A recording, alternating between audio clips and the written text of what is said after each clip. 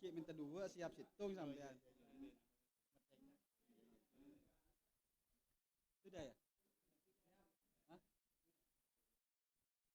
Kamera 26? Enggak. Sudah live ya?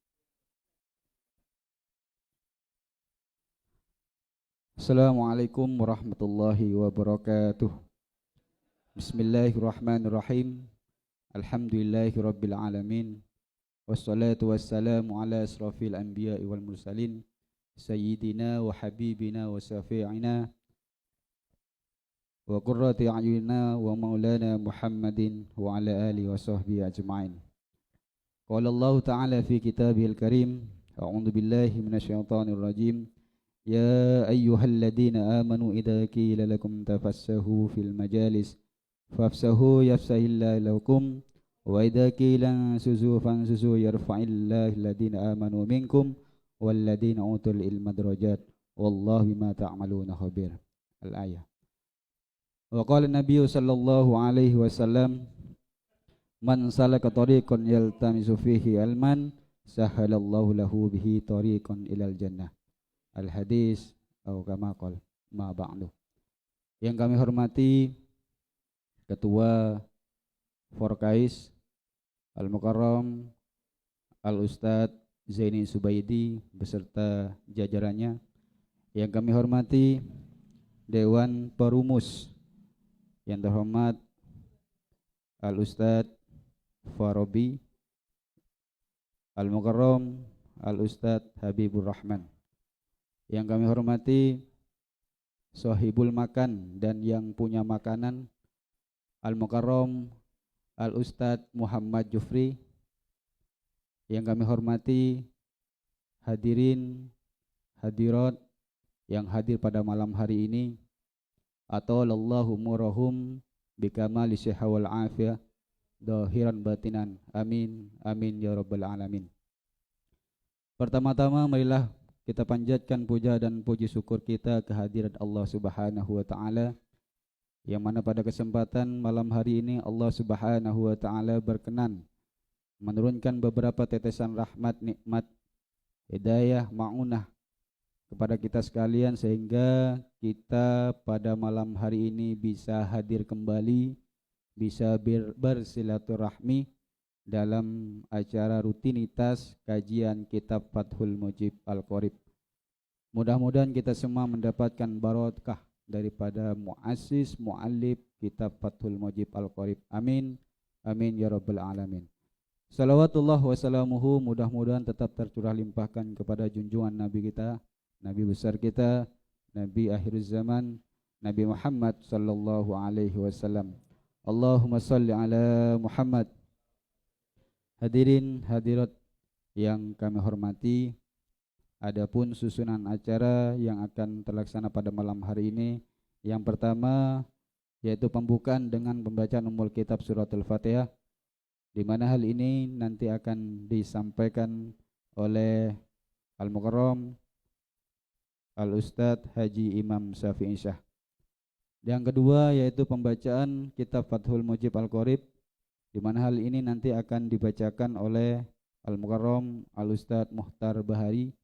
Dan acara yang ketiga yaitu tanya jawab seputar pembahasan yang dibaca oleh Qori nantinya.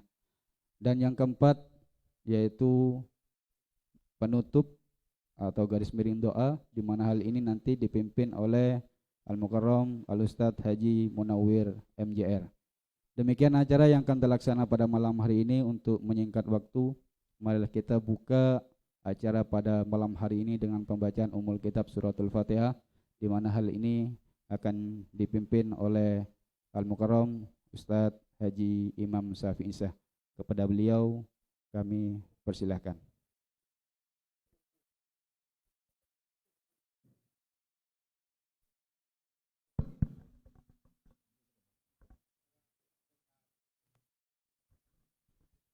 Bismillahirrahmanirrahim. Liridaillahi ta'ala wa lisyafaati Muhammadin sallallahu alaihi wasallam wa ala alihi wa sahbihi wa qarabati wa tabi'in wal ulama'il amilin wa ala immatil mujtahidin. Innallaha ta'ala yahmina bihimayatihim ويمدنا بمددهم وينفعنا ببركاتهم وأنوارهم وأسرارهم وعلومهم في الدين والدنيا والآخرة. شيء لله لنا ولهم الفاتحة. أعوذ بالله من الشيطان الرجيم. بسم الله الرحمن الرحيم.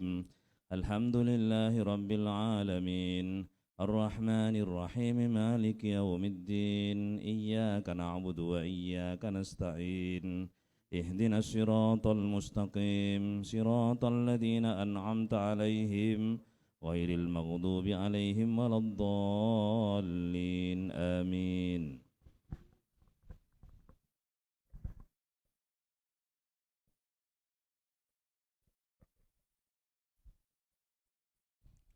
Assalamualaikum warahmatullahi wabarakatuh.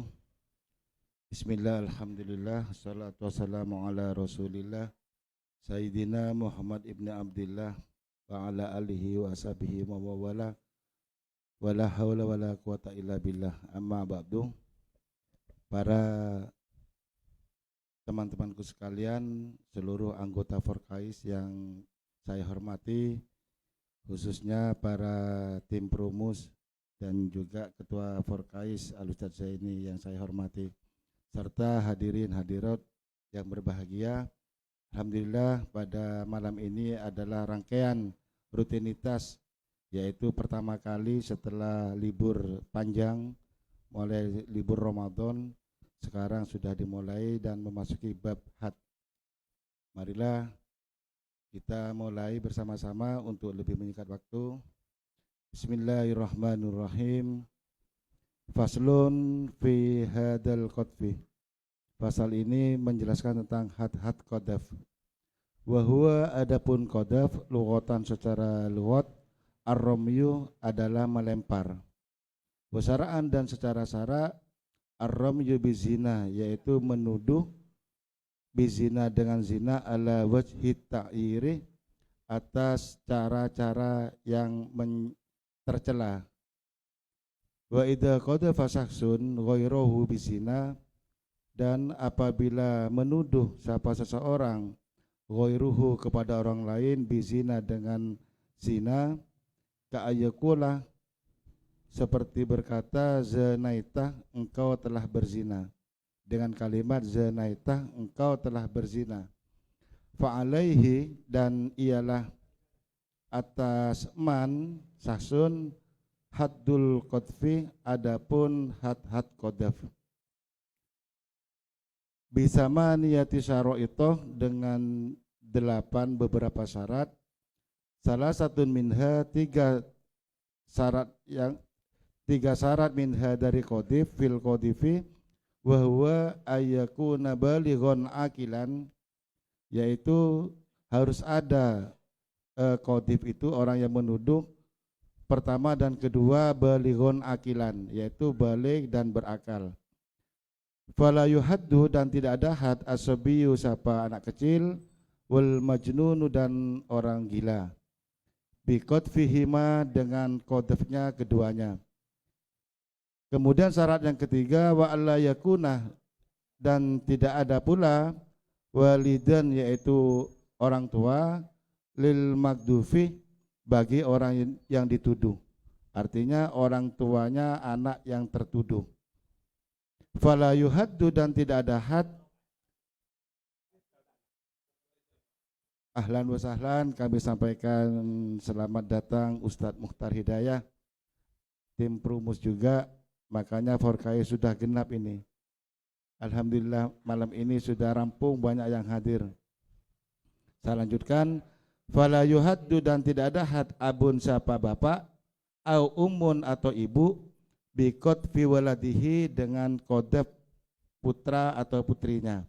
Wa insafala sampai ke bawah, artinya cucu sampai ke bawah. Wa khamsatun dan 5 syarat dari yang 8 tadi, minha dari yang 8 fil magdufi yaitu tergolong kepada magduf yang tertuduh. Wa huwa adapun yang 5 ayakuna musliman balighon akilan hurron afifan, yaitu yang pertama muslim, balighon baligh, akilan yang berakal, hurron merdeka, afifan bersih maksudnya bersih, an wat'in dari wati, an wat'in yuhaddu bihi, fala hadda maka tidak had ala man qadhafa bagi atas orang qadhafa yang menuduh siapa man kafiron kepada orang kafir, sogiron anak kecil, majnunan orang gila, au rokikon atau budak, au zanian atau seorang pezina. Ini kebalikannya. Tadi syarat-syarat makduf orang-orang yang tertuduh, 1 muslim, 2 balik, 3 orang berakal, hurun orang merdeka, afif dan orang yang bersih.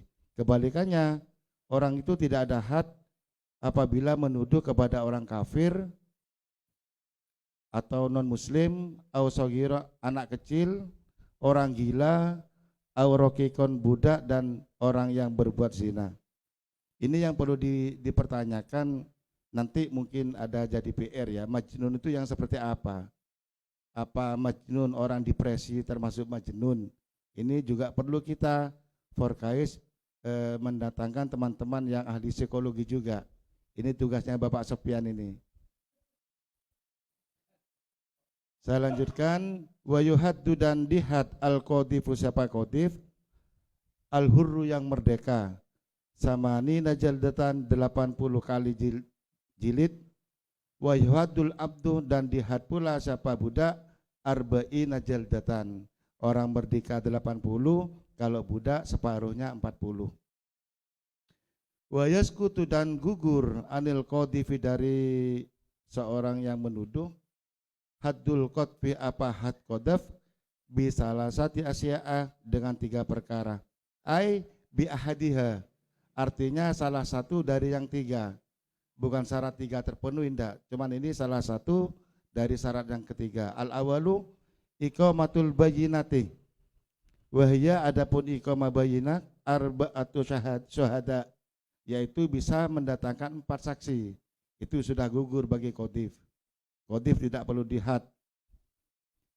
Wasani adapun syarat yang kedua tadi itu au aful makdufi, ada ampunan dari makduf, dari orang yang tertuduh. Ini ada justice ya, justice namanya, orang yang menuduh. Wasalisu adapun yang ketiga al madkurun fi qoulihi awil li'anu, artinya bersumpah li'an. Bersumpah li'an yang kemarin sudah dibahas dalam bab munakahat. Li'an itu menuduh istrinya berzina, atau perkataan li'an itu anak yang kamu kandung adalah bukan benih dari saya, itu kan menuduh li'an juga itu. Ai li'ani zaujil qadhifi fi hakil zaujati, ini khusus untuk istri al magdufati yang tertuduh. Dilanjut ya.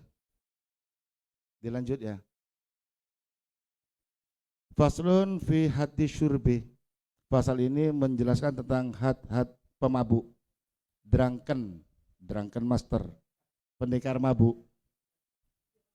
Wa man syariba khamron, dan adapun man orang syariba yang minum sapa man khamron akan suatu khamr, wa huwa adapun khamr al muskiru memabukkan, min asiril inabi dari perasan anggur, au syaraban muskiron atau minuman yang memabukkan tetapi ghairul khamri selain khamar, kanabi dil muttakhidi min tamrin, seperti anggur yang tercampur dari kurma kering.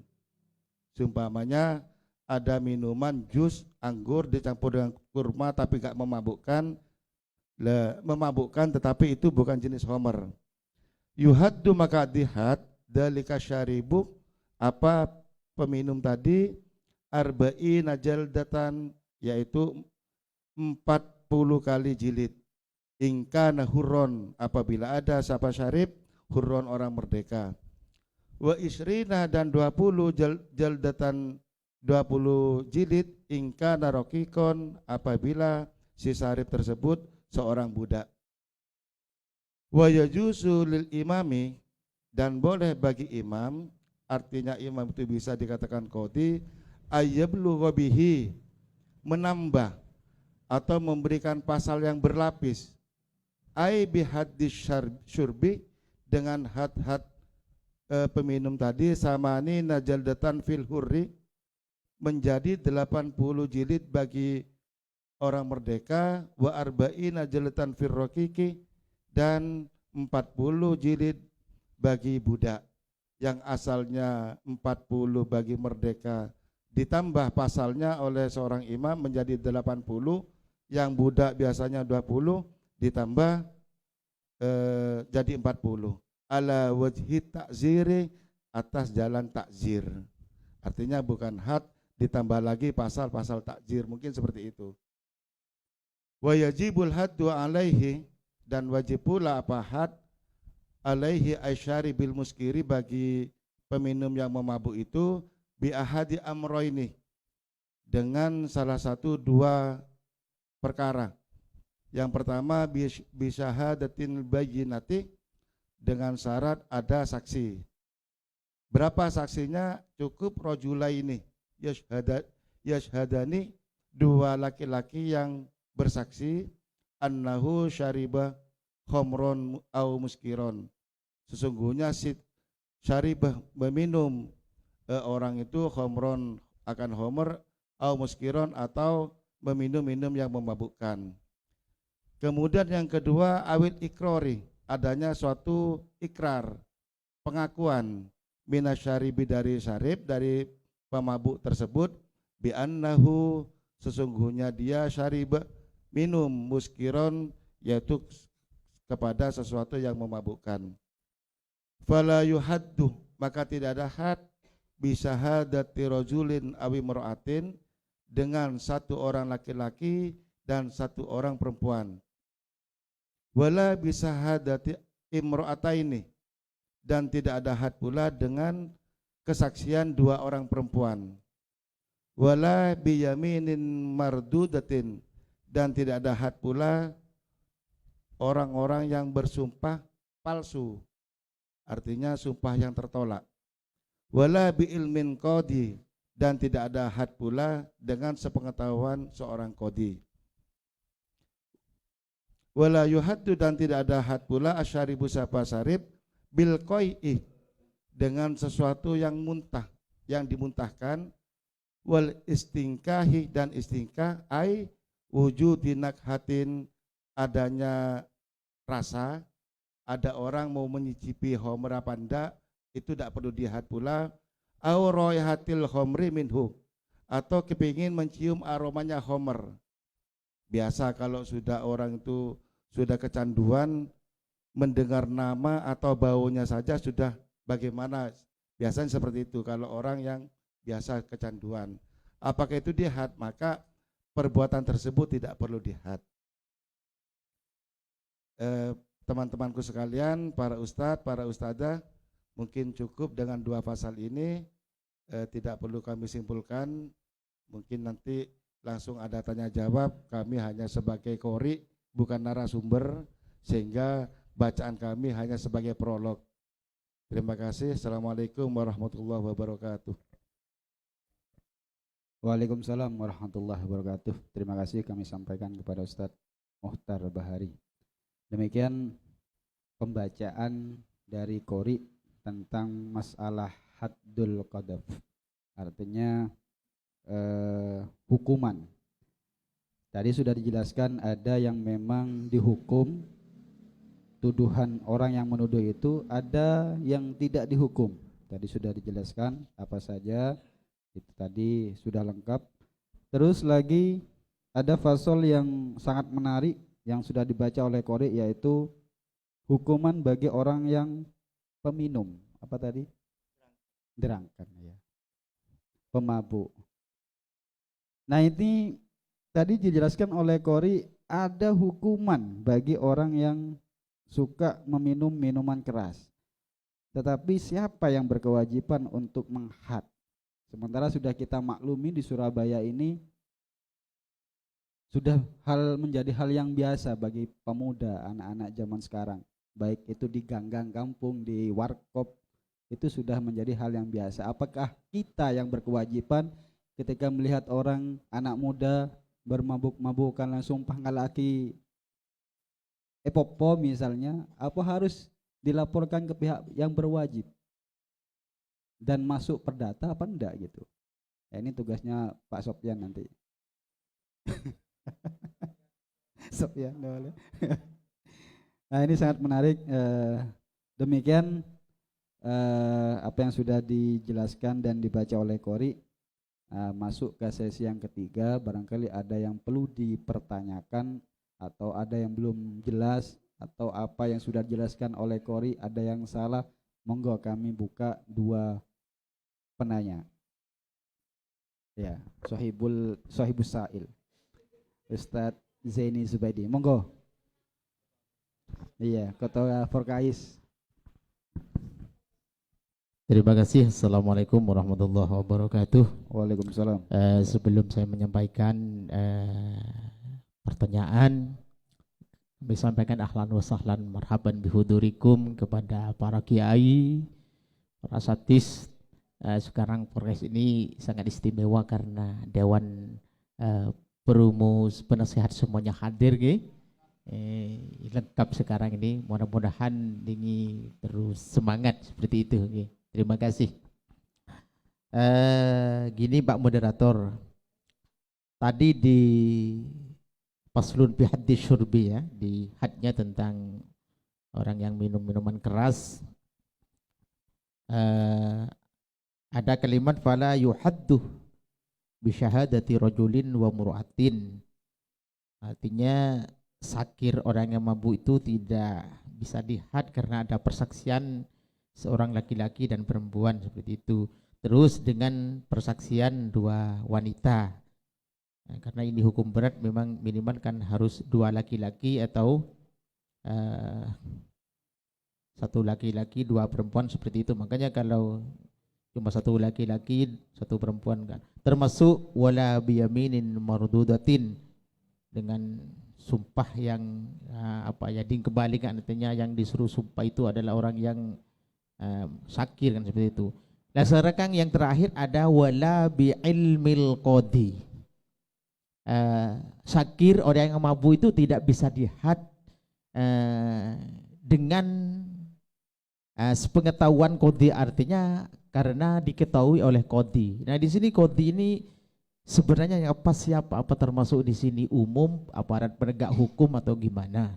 Nanti mungkin bisa dijelaskan oleh teman-teman musyawirin. Namun yang saya tanyakan, kenapa di sini sakir pemabuk itu diketahui oleh qadi kok tidak wajib dihad? Dan dalam hal ini sakir atau mabuk ini, pekerjaan mabuk ini dalam hukum positif, nanti masuk yang ini bidangnya nanti. Alhamdulillah beliau rawuh ya. Ini termasuk delik umum atau delik aduan sebenarnya? Kalau ini bidangnya masuknya nanti, saya nggak tahu, makanya saya tanya gitu. Dalam hal mabuk ini termasuk delik umum atau delik aduan? Kalau delik umum walaupun nggak ada aduan di orang lain kan bisa ditangkap seperti itu, diproses hukum. Nah ini, kenapa ini diketahui oleh qadi kok tidak dapat dihad? Kok tidak usah dihadkan seperti itu? Yeah. Ini nanti kalau dilarikan ke hukum positif, apa ini termasuk delik umum apa delik aduan masalah mabuk ini? Terima kasih. Baik, bisa dipahami. Jadi ada yang saya tangkap ada dua pertanyaan dari Ustadz Zaini. Yang pertama, qadi itu siapa? Apakah pihak berwajib dengan garis miring polisi, atau masyarakat, atau kiai, atau ustadz? Nah, ini yang perlu dipertegas, qadi ini siapa. Yang kedua, haddus syurbi, artinya orang pemabuk itu harus dihad.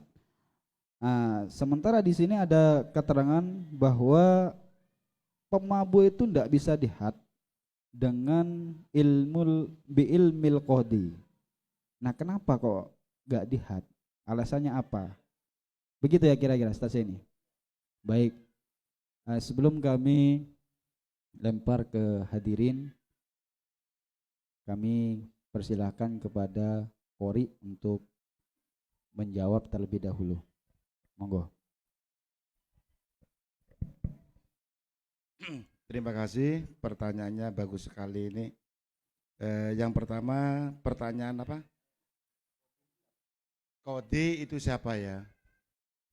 Terus yang kedua, kenapa kok tidak ada had bi ilmil kodi? Apakah masuk delik aduan atau delik umum? Ini tugasnya Bapak Sopyan ini yang bisa menjawab ya. Mungkin saya hanya bisa memberi gambaran. Kalau kodi itu memang seorang hakim, dia yang memutuskan. Tapi kalau seorang polisi kan termasuk yang membantu. Jadi di pengadilan itu ada pengacara, ada jaksa, ada hakim. Dua-duanya kan praktisi hukum itu ya. Intinya kodi itu seorang praktisi hukum. Nah ini kalau menurut saya seperti itu. Mungkin dilanjutkan oleh Bapak Sopyan mungkin ya. Kemudian kenapa kalau li ilmil kodi tidak dihad? Karena mungkin ini sudah masuk ke delik aduan. Kalau gak ada laporan, hakim tidak bisa bertindak. Laporan itu kan bisa meresahkan masyarakat. Karena tahu kita di dalam Al-Quran itu untuk mengharamkan homer kan 3 kali fase. Pertama, homer itu bermanfaat dan mudorot, manfaatnya lebih besar. Fase yang kedua, jangan dekat sholat kalau kamu sedang mabuk. Fase yang ketiga, yaitu rijisu min amali syaiton. Berarti ada 3 fase. Di 3 terakhir ini mungkin katanya cerita itu ya, Sayyidina Umar itu masih turun ayat yang pertama itu masih minum homer. Banyak sahabat-sahabat yang minum homer karena sudah kebiasaan jahiliyah itu. Sehingga setelah ada ketegasan la taqrabu shalah illa wa antum sukara, baru berhenti seperti itu.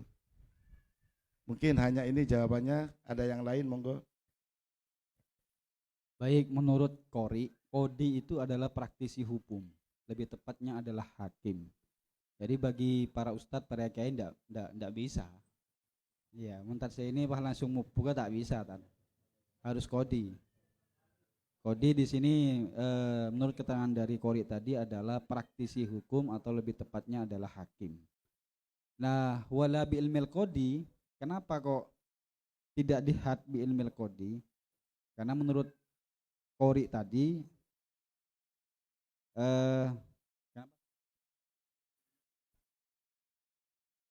karena harus delik hukum, harus ada aduan terlebih dahulu ya.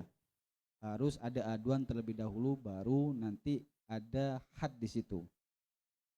Nah, ini kayaknya Pak Sopyan agak gelisah mau menjawab ini. Iya. Monggo, yang lain. Atau Pak Sopyan dulu, monggo. Ini bi ilmil qadiyah delik aduan apa delik umum? Iya. Cek. Assalamualaikum warahmatullahi wabarakatuh. Waalaikumsalam warahmatullahi wabarakatuh. Terima kasih.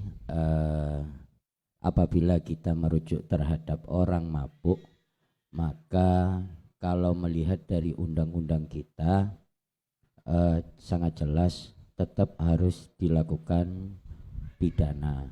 Namun tindakan pidana itu disebabkan bukan masuk ke umum, masuk delik. Jadi ada orang mabuk, tiba-tiba ada polisi terus megang, nggak bisa. Jadi mabuk itu ternyata sama seperti yang di dalam kitab-kitab, mudorotnya. Kenapa? Mengganggu ketertiban umum. Maka deliknya adalah delik aduan. Nah, kalau melihat dari delik, kalau menjadi pertimbangan adalah delik laporan atau delik aduan, maka harus ada yang terganggu. Sebab delik aduan itu resikonya adalah perorangan. Dia merasa terganggu, masyarakat merasa terganggu, maka orang-orang salah satu dari kewenangan itu yang memiliki kewenangan untuk melaporkan terhadap pihak kepolisian. Itu proses yang harus dilakukan. Namun tetap di dalam pidana orang mabuk ini masuk tindak pidana miring. Kalau dulu namanya tipiring.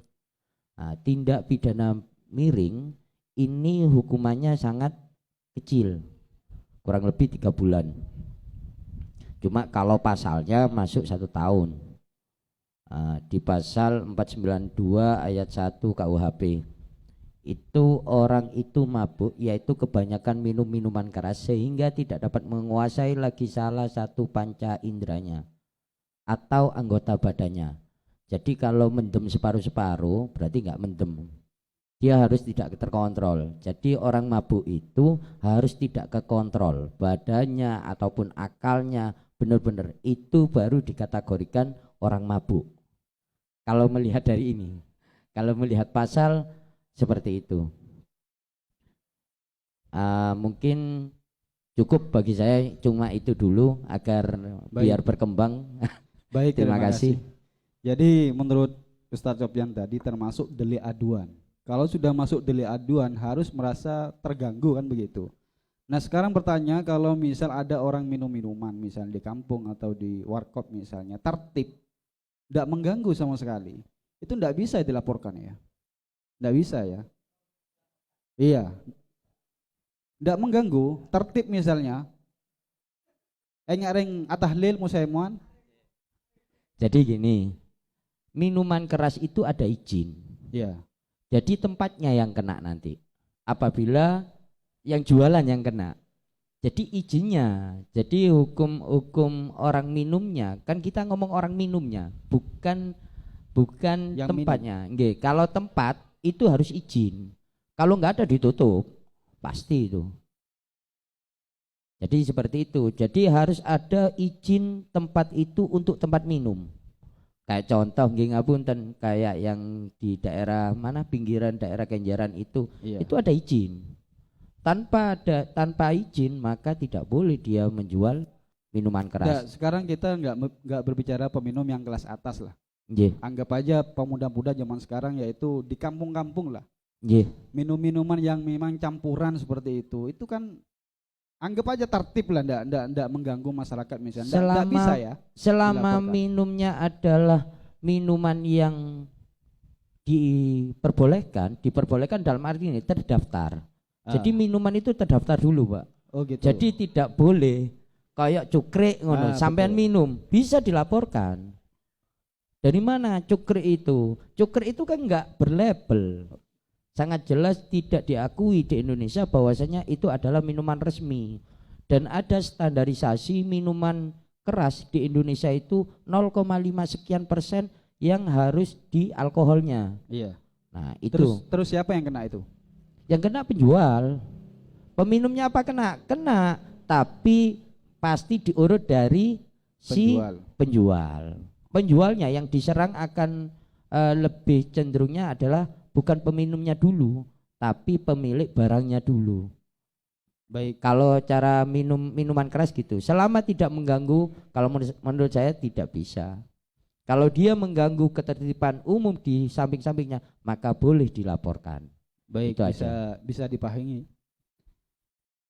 Ada tanggapan dari yang lain? Ustadz Hoirin kayaknya. Monggo, Ustadz. Masih mu'allaf. Oh, masih mu'allaf. Iya, perlu dikuatkan imannya dulu ya. Iya. Cuma mungkin yang perlu ditanyakan, bagaimana kalau peminumnya itu di suatu tempat? Iya. Itu peminumnya semua praktisi hukum. Kemana kita harus mengadu? Oh. Karena itu banyak, bukan tidak mungkin dari jaksa, mohon maaf, bukan Ustadz Sofyan ini. Katakanlah yang lain juga pengacaranya dan juga mungkin polisnya di satu tempat itu mengadakan tadi itu drinking together lah bahasanya yang sekarang itu minum bersama. Kemana harus melapor? Juga kalau itu deliknya aduan, harusnya juga seperti dikatakan di sini kan harus ada saksi kan? Iya. Harus ada saksi. Kalau yang juga saksinya minum juga gimana? Terima kasih. Ya, itu. Assalamualaikum warahmatullahi wabarakatuh. Waalaikumsalam warahmatullahi wabarakatuh. Jadi praktisi hukumnya semua minum juga begitu ya. Terus kemana kita harus melapor begitu? Kalau itu dibahasakan kodi itu praktisi hukum. Iya. Kalau saya lebih condong kepada hakim saja untuk dikatakan kodi.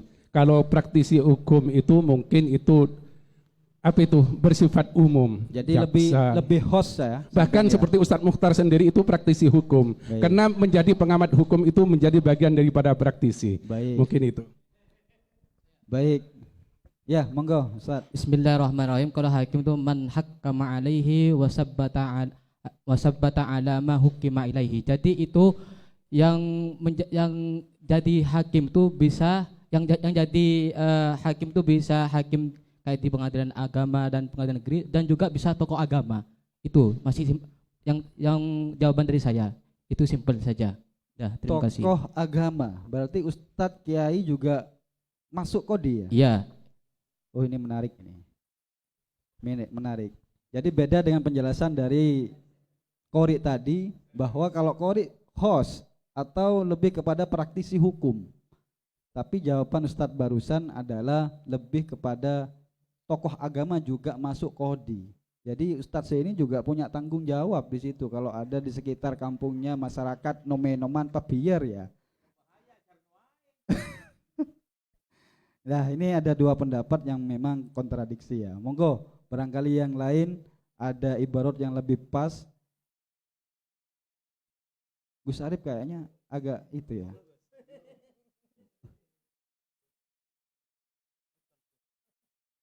Hah? Ustadz Suhaib? Iya. Hadir, alhamdulillah ya. Kita panas Ki. Ustadz barusan yang menyampaikan sampean kode itu termasuk tokoh agama, adakah ibarat yang memang menjuru ke sana? Nyaengan ya berarti ya. Oh, berarti berdasarkan nyaengan ya.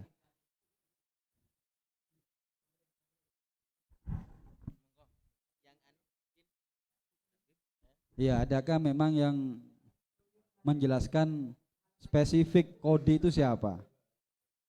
Apakah hanya hakim saja atau praktisi hukum lebih umum sesuai apa yang dijelaskan Qori tadi?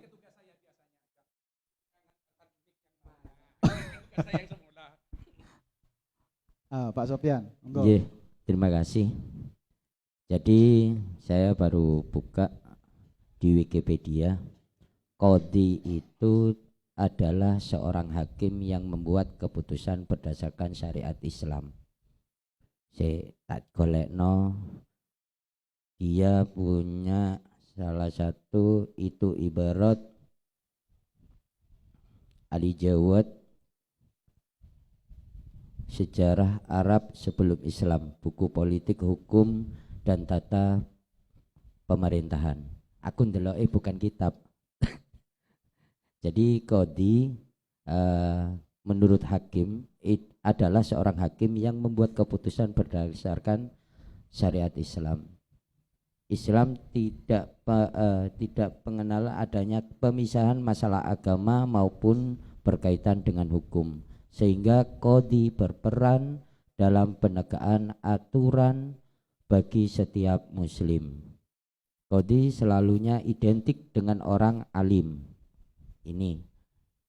Jadi kalau mengikuti ini, maka qadhi adalah hakim. Bagaimana dengan polisi, pengacara, ataupun penegak hukum? Jadi di kita itu namanya penegak hukum. Jangan salah paham. Kita adalah penegak hukum, bukan seorang yang memutus sesuatu atas kesalahan seseorang. Itu yang perlu kita saling cermati. Kalau qadhi memutus atas permasalahan seseorang, mengambil pertimbangan, jadi hanya hakim yang boleh melakukan pertimbangan ataupun keputusan. Semuanya adalah hanya alat. Kita ini alat penegak hukum. Aturan yang ada itu kita sinkronkan dengan yang seumpama jaksa memegang terdakwa, menuduh terdakwa mencuri. Siapa yang memutus? Hakim. Satu. Saya selaku pengacara adalah membenarkan apakah dia pencuri atau tidak saya harus melihat klausal yang dituduhkan oleh jaksa terhadap seorang terdakwa membela. Jadi di sana kaitannya perbedaan antara penegak hukum dengan pemutus. Ini itu kalau menurut saya agar sama-sama pahami dulu. Baik. Terima kasih. Baik, jadi definisi kodi menurut Ustaz Sofyan tadi adalah penegak hukum yang juga memberi keputusan ya. Berarti kalau tokoh agama tidak masuk ya definisi kodi, Ustaz Sofyan? Tidak masuk ya.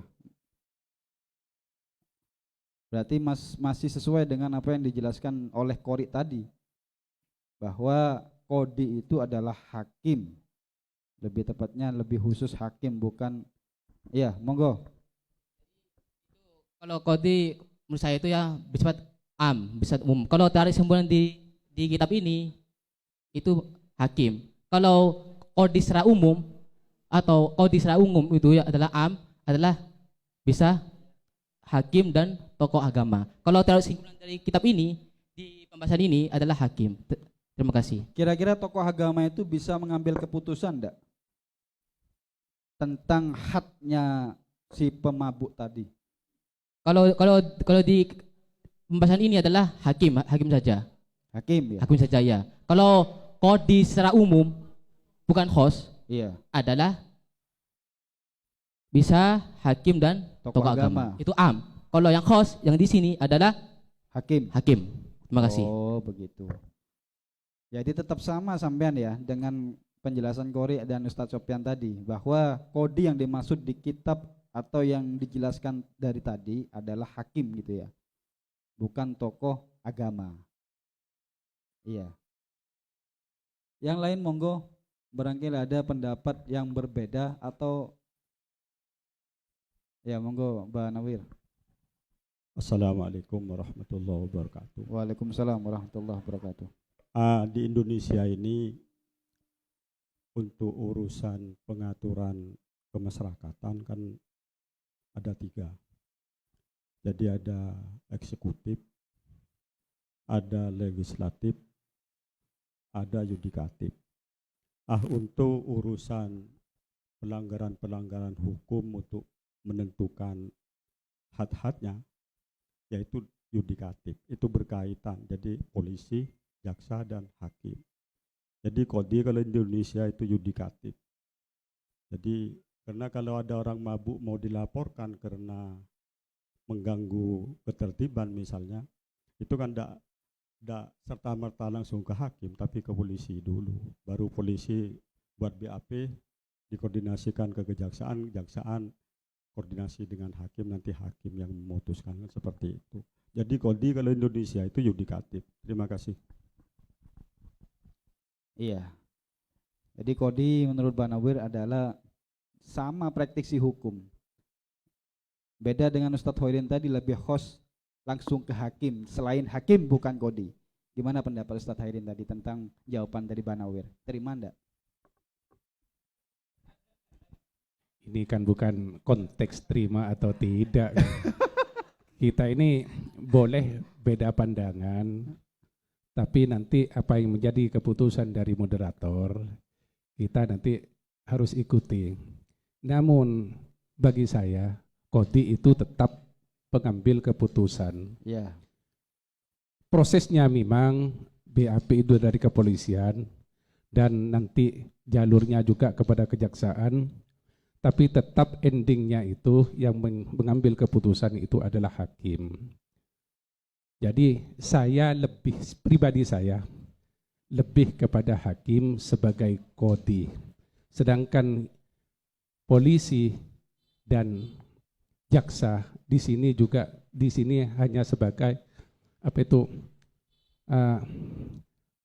pembantu untuk bisa kodi itu melaksanakan tanggung jawabnya. Itu harus ada proses yang dimunculkan dari satu laporan yang ditujukan kepada kepolisian, selanjutnya AP tersebut alurnya kepada kejaksaan. Setelah disidang di sana itu nanti dipertemukan antara terdakwa dan juga hakim dan jaksa dan dan pengacaranya untuk menjadi pertimbangan hakim dalam mengambil kebijakan atau putusan. Itu saja, terima kasih. Tetap menurut pribadi saya Iya, tetap hakim ya. Tetap hakim Berarti menurut saya. Siap. Berarti tidak satu kesatuan Ustaz ya. Tidak satu kesatuan antara polisi, Bukan jaksa satu dan hakim. kesatuan, karena walaupun yudikatif itu general kan bersifat umum. Yudikatif itu kan praktisi hukum. Tapi bagi saya secara khas di sini qadhi adalah hakim. Terima kasih. Kalau lebih host hakim, kenapa kok bukan bila bi ilmil hakim saja, Ustaz? Kenapa kok qadhi? Karena di sini seperti kan alurnya ada pengaduan, deliknya kan aduan, tetap ada proses di sini. Baik. Tetap ada proses. Baik, terima kasih. Tetap kukuh pendiriannya Ustadz Hoirin, qadhi dimaknai hakim, lebih kepada khusus hakim, bukan praktisi hukum atau polisi, jaksa dan lain sebagainya. Bukan yudikatif menurut Banawir tadi. Ya, monggo. Abah Sakur. Assalamualaikum warahmatullahi wabarakatuh.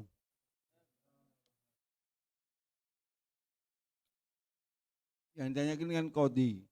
Qadhi itu hanya istilah. Kalau di negara yang bukan di Indonesia, qadhi itu macam hakim. Lah, kalau di sini kan pengadilan. Kalau di sana bukan pengadilan. Kalau di Arab misalnya, itu namanya mahkamah. Kalau di pengadilan negeri yang itu namanya mahkamah sugro, mahkamah pengadilan negeri. Lah, yang memutuskan ini namanya qadhi.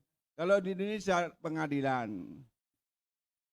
Orang ketika bersalah, orang itu tidak bisa langsung diproses, tidak bisa langsung masuk ke pengadilan, diproses dulu laporannya ke polisi. Dan polisi itu masih minta dua perkara, apa? Bukti dan saksi.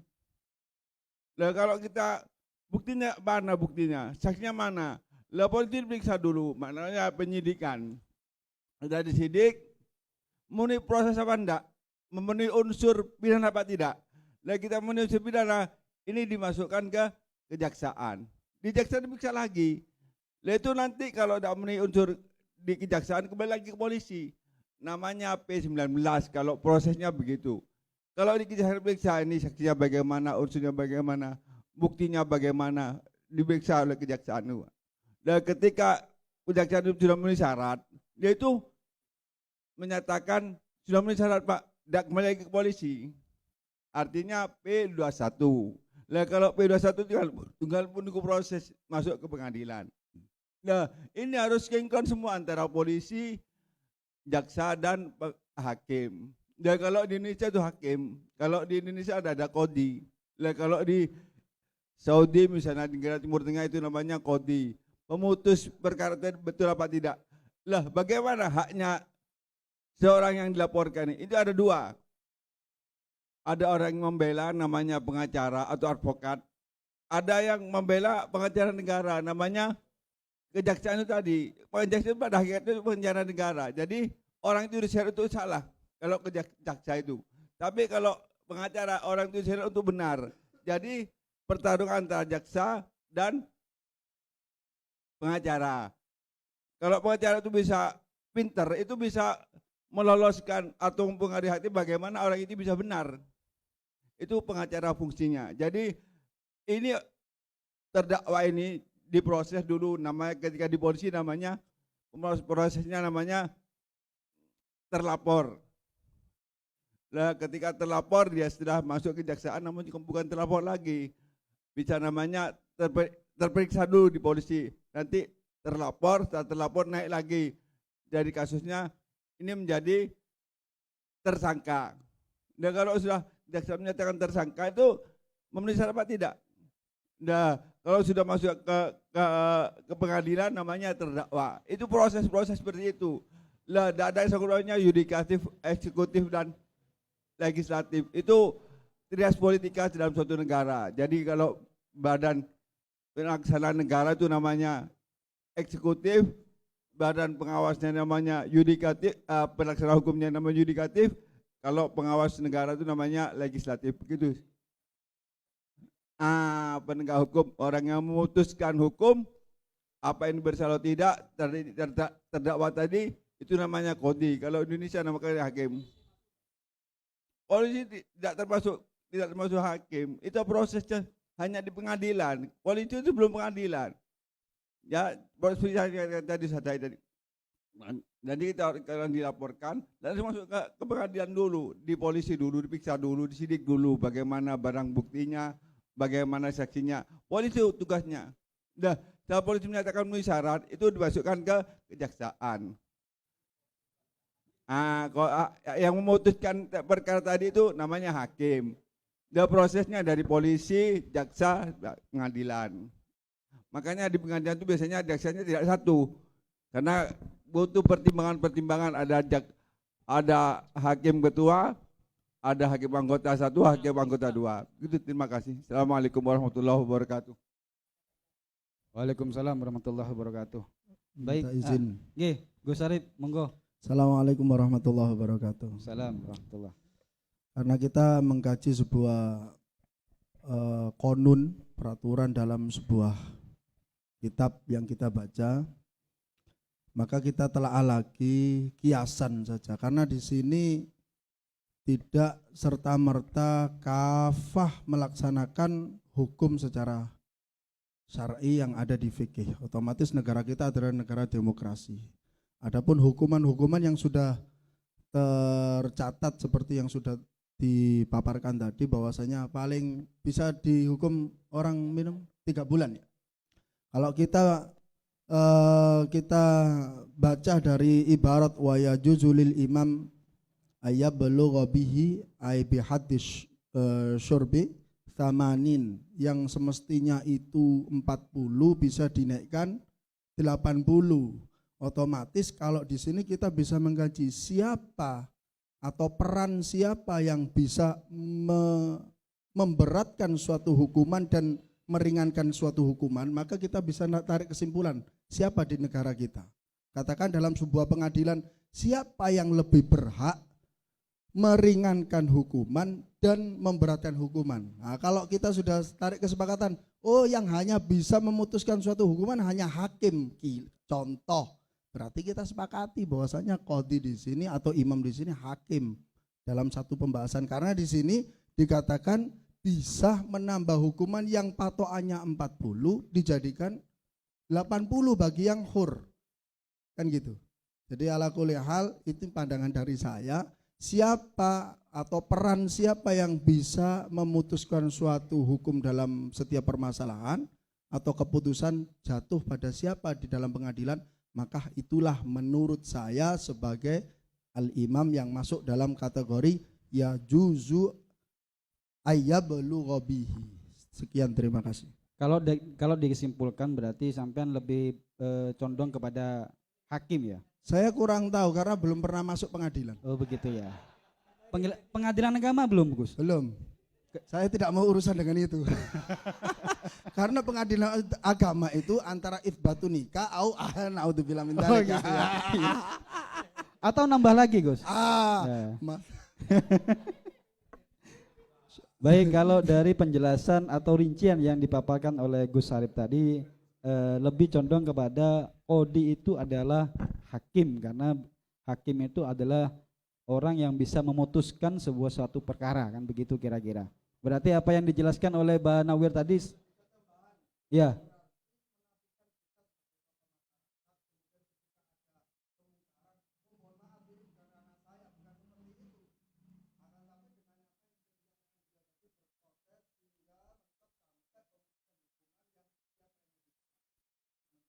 Jadi sekalipun qadhi itu dimaknai adalah hakim, tokoh masyarakat seperti Ustadz saya ini tidak harus tutup mata ya.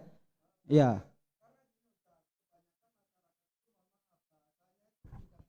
Iya. Masalah syurbul khamr itu diarani jamu, gini apa nggih? Betul, betul. Betul. Iya, itu sudah wakil realitas. Sedangkan kalau kita baca di Bajuri itu ada sebuah hadis dikatakan oleh Nabi bahwasanya annahu laisa bidawain walakinahu daun, kan itu.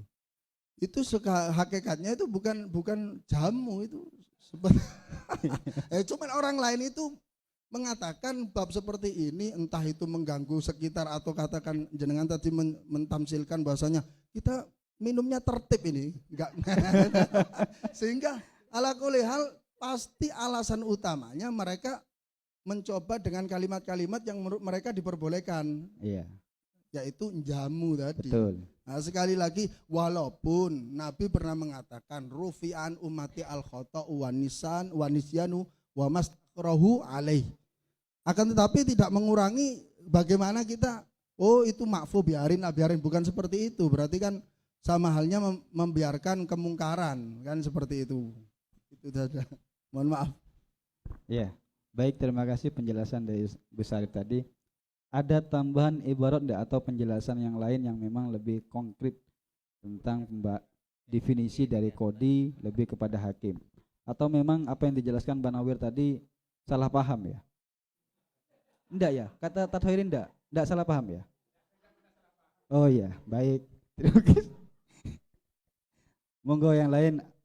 Kalau sudah tidak ada tanggapan dari musawirin, saya lempar kepada tim perumus untuk merumuskan apa yang sudah dijelaskan atau pendapat dari musawirin. Monggo tim perumus. Saya baca ibarat aja nggih. Nanti dijelaskan, diartikan sendiri nggih, bersama lah. Bismillahirrahmanirrahim. Mas'alatul qada bi ilmil qadi. Idza alima al qadi halal mahkum fih walam takum indahu bayyinah misla ayya'lama anna rajulan wasaba min rajulin malan awik tarada minhu aw alimah anna rajulan zana aw sariqah fahal yajuzu lahu ayyaqdiya fihi bi ilmihi nudhirat fa in kana fi huquqil adamiyyin fa fihi qawlani ahaduhuma la yajuzu lahu ayyaqdiya fihi bi ilmihi. Ya, ini yang pertama, ya, dipilah menjadi dua itu. Nah, yang jadi masalah lagi masalah takriful qadi. Ternyata lanjutannya itu saya baca ini lanjutkan la yajuzu ini fa in kana fi huquqil adamiyyin fa fihi qawlani ahaduhuma la yajuzu lahu ayil qadi ayak dia fihi bi ilmihi wa bihi qala Syureh wa Sya'bi wa Malik wa ibnu Abi Laili ya wal Laili wal Auza'i wa Ahmad wa Ishaq liqaulihi ta'ala walladzina yarmunal muhsanati thumma lam ya'tu bi arba'ati syuhada fa umira bi jaldil qadhifi idza lam ya'ti bi arba'ati syuhada 'alal qadhif wa lam yufraq baina ayya'lamahul hakim aw la ya'lamuhu. Ini hakim sama qadi sawaun, sama ternyata di ibarat saya niki. Awal mula mas'alatul qadi.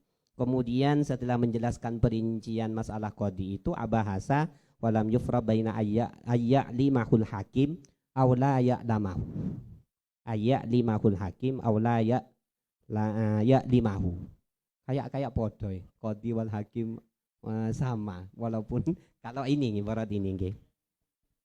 Baina limahu nggih al hakim nggih aulaya limahu wasani yajuzu lahu ayahkuma bi ilmihi wa bihi qala Abu Yusuf wakhtarahul Mazani wa huwa al asah. Ini yang ada di kitab ini, mungkin ini yang ngambil yang pendapat yang asah yang qada bi ilmihi itu. Nah, itu menurut ini saja dulu yang bisa saya sampaikan. Niku monggo disimpulkan sendiri qadi sama hakim niku kalau menurut ibarat ini kilahuma sawaun, sami mawon. Ya. Berarti masalah perincian qada bi ilmihi ini ku ada dua perincian. Ada yang memperbolehkan qada bi ilmihi, ada yang tidak memperbolehkan qada bi ilmihi. Yang memperbolehkan justru al-asah, yang paling asah. Monggo. Baik, terima kasih. Cuman di antara tim perumus ada kayaknya kurang pas kepada Ustadz Muhtar Hidayat. Monggo Ustadz. Kadi kurang pas dengan penjelasan Ustadz Habib ini. Ya, monggo. Monggo Ustadz Muhtar. Saya kasih kesempatan Ustadz Muhtar. Monggo. Terima kasih pimpinan. Pimpinan kok ngelirik ke saya terus. Jadi begini. Terkait dengan masalah qadi hakim, yang saya tahu memang sama muradif. Yang saya tahu itu sama, qadhi dan hakim. Artinya qadhi dan hakim itu pengambil keputusan, bukan penegak hukum, bukan. Tapi pengambil keputusan, itu namanya hakim dan qadhi. Selama bukan pengambil keputusan itu bukan, seperti polisi, jaksa. Itu bukan dikatakan qadhi ataupun hakim. Karena itu cuma tuntutan yang diajukan jaksa kepada hakim. Sedangkan pengambil keputusannya adalah hakim ataupun qadhi. Jadi jaksa dan polisi menurut kami, hemat kami itu bukan qadhi, bukan hakim, bukan.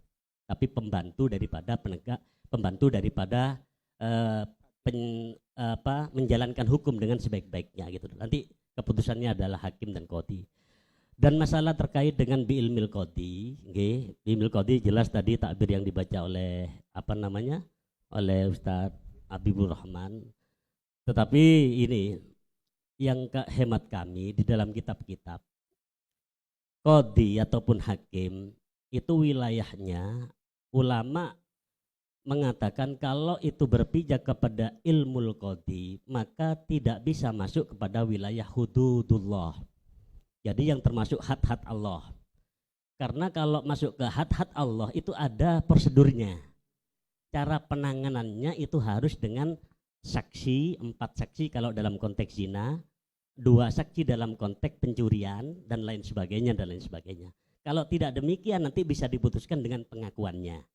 Pengakuan daripada yang bersangkutan ataupun yang pelaku misalnya gitu loh. Jadi masalah ini tak bacakan sebagai penguat tadi. Di dalam ini ada, barusan saya menemukan ini. Sebentar. Oh, sampai keker ini.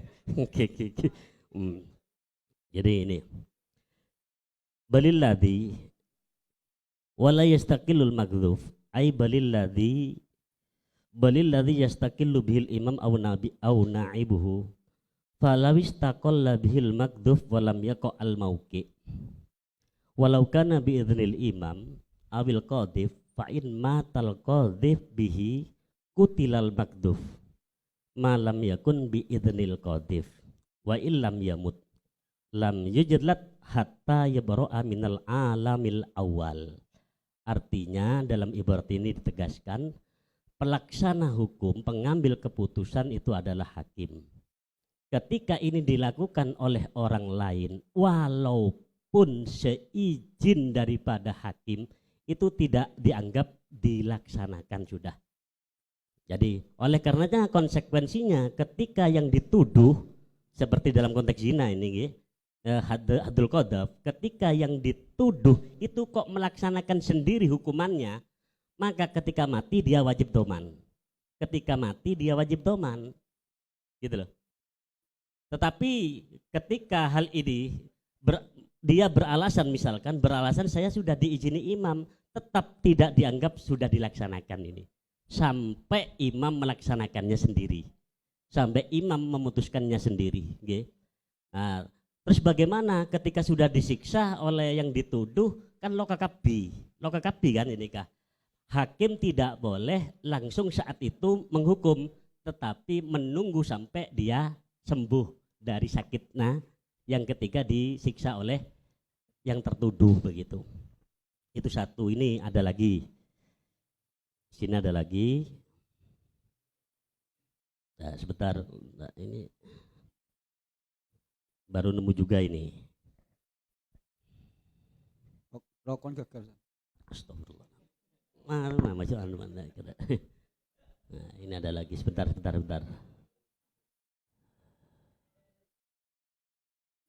Sebenarnya teman-teman ini sudah luar biasa. Di Qadhaf itu saja sudah banyak persoalan sebenarnya. Iya, banyak persoalan di Qadhaf itu. Ustadz Farobi dulu dah.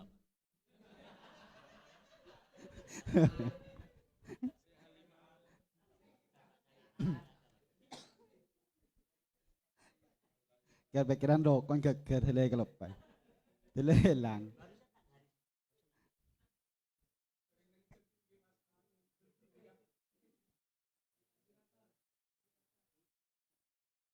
Siap. Ya. Sebentar dulu Ustadz Farobi ingin menambahkan. Monggo. Terima kasih. Ke takbirnya dulu mungkin ya, biar tidak kemana-mana.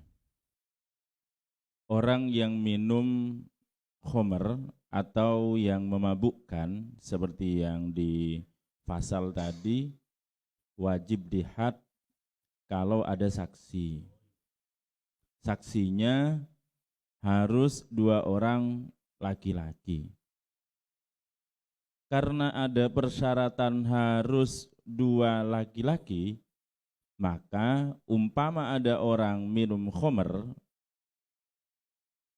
kemudian saksinya cuma 1 laki-laki dan perempuan, maka tidak dihad.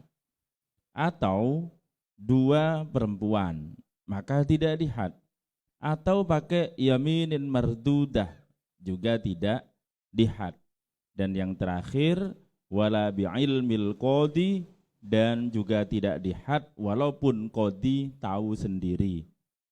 Ya.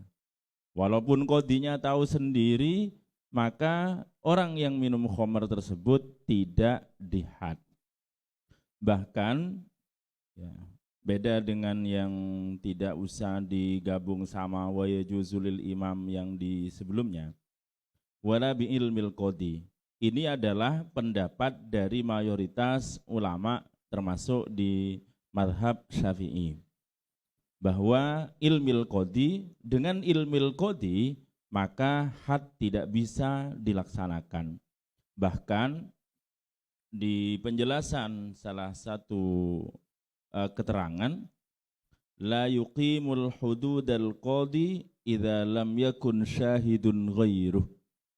Apabila tidak ada saksi, maka tidak ada saksi yang lain, taunya cuma qadinya saja yang tahu tentang hal tersebut, maka tidak bisa dilaksanakan had. Wa in kana ma'ahu syahidun akharu aidan lam yuqim al-haddah. Apabila saksinya cuma 1, 2 sama qadinya, itu juga tidak bisa. Karena persyaratannya harus 2, yang 2 itu selain qadi. Ketika kejadiannya umpama saksinya 1, yang satunya adalah qadi, maka langkah selanjutnya adalah walakin yarfa'u dzalik, melaporkan kejadian itu ila man huwa fauqahu, pada orang yang ada di tingkat lebih atas daripada qadi. Fayuqimul haddah. Kalau sudah dilaporkan atas sepengetahuan atasannya, maka boleh had itu dilaksanakan. Sepertinya dari ilaman huwa fauqahu berarti qadi itu ada atasannya. Apa yang dimaksud atasannya itu adalah hakimnya? Begitu. Apa begitu? Ya. Ilaman huwa fauqahu. Kemudian takbirnya Ustadz Habibur Rahman tadi, walam yufarraq, atau ulama walam yufarriq baina ayya lamahul hakim aula ya lamahu. Jadi tidak ada perbedaan diketahui hakim atau tidak. Ketika yang mengetahui hanya qadi saja, maka tetap tidak bisa. Kalau lihat seperti ini, apa justru hakim itu ada di atasnya qadi?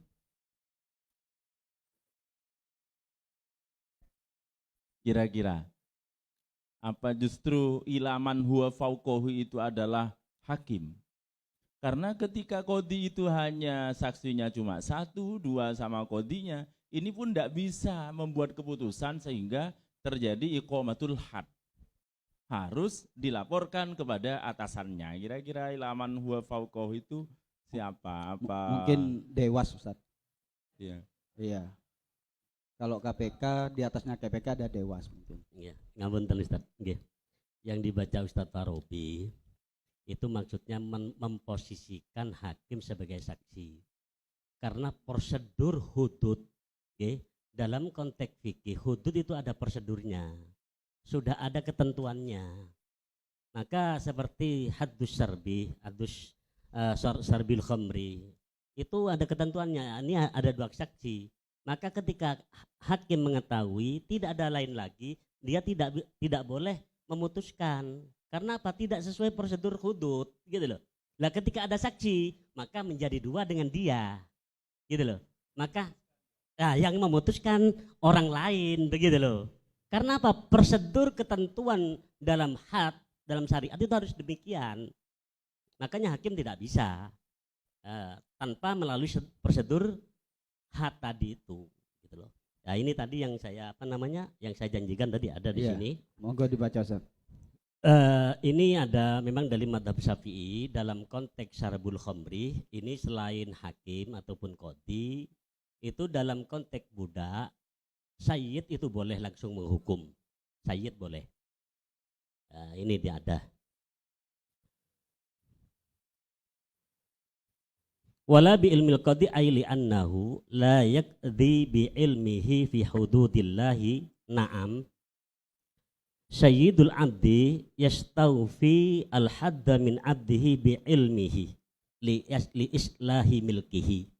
Jadi dalam konteks budak, sayyid langsung bisa menghukum budaknya ketika ketemu dia minum. Apa alasan daripada fuqaha mengatakan demikian? Karena keabsahan miliknya, karena ada status milik yang sah di situ, gitu loh. Terima kasih pimpinannya. Baik, terakhir Ustadz Su'aib, barangkali ada tanggapan.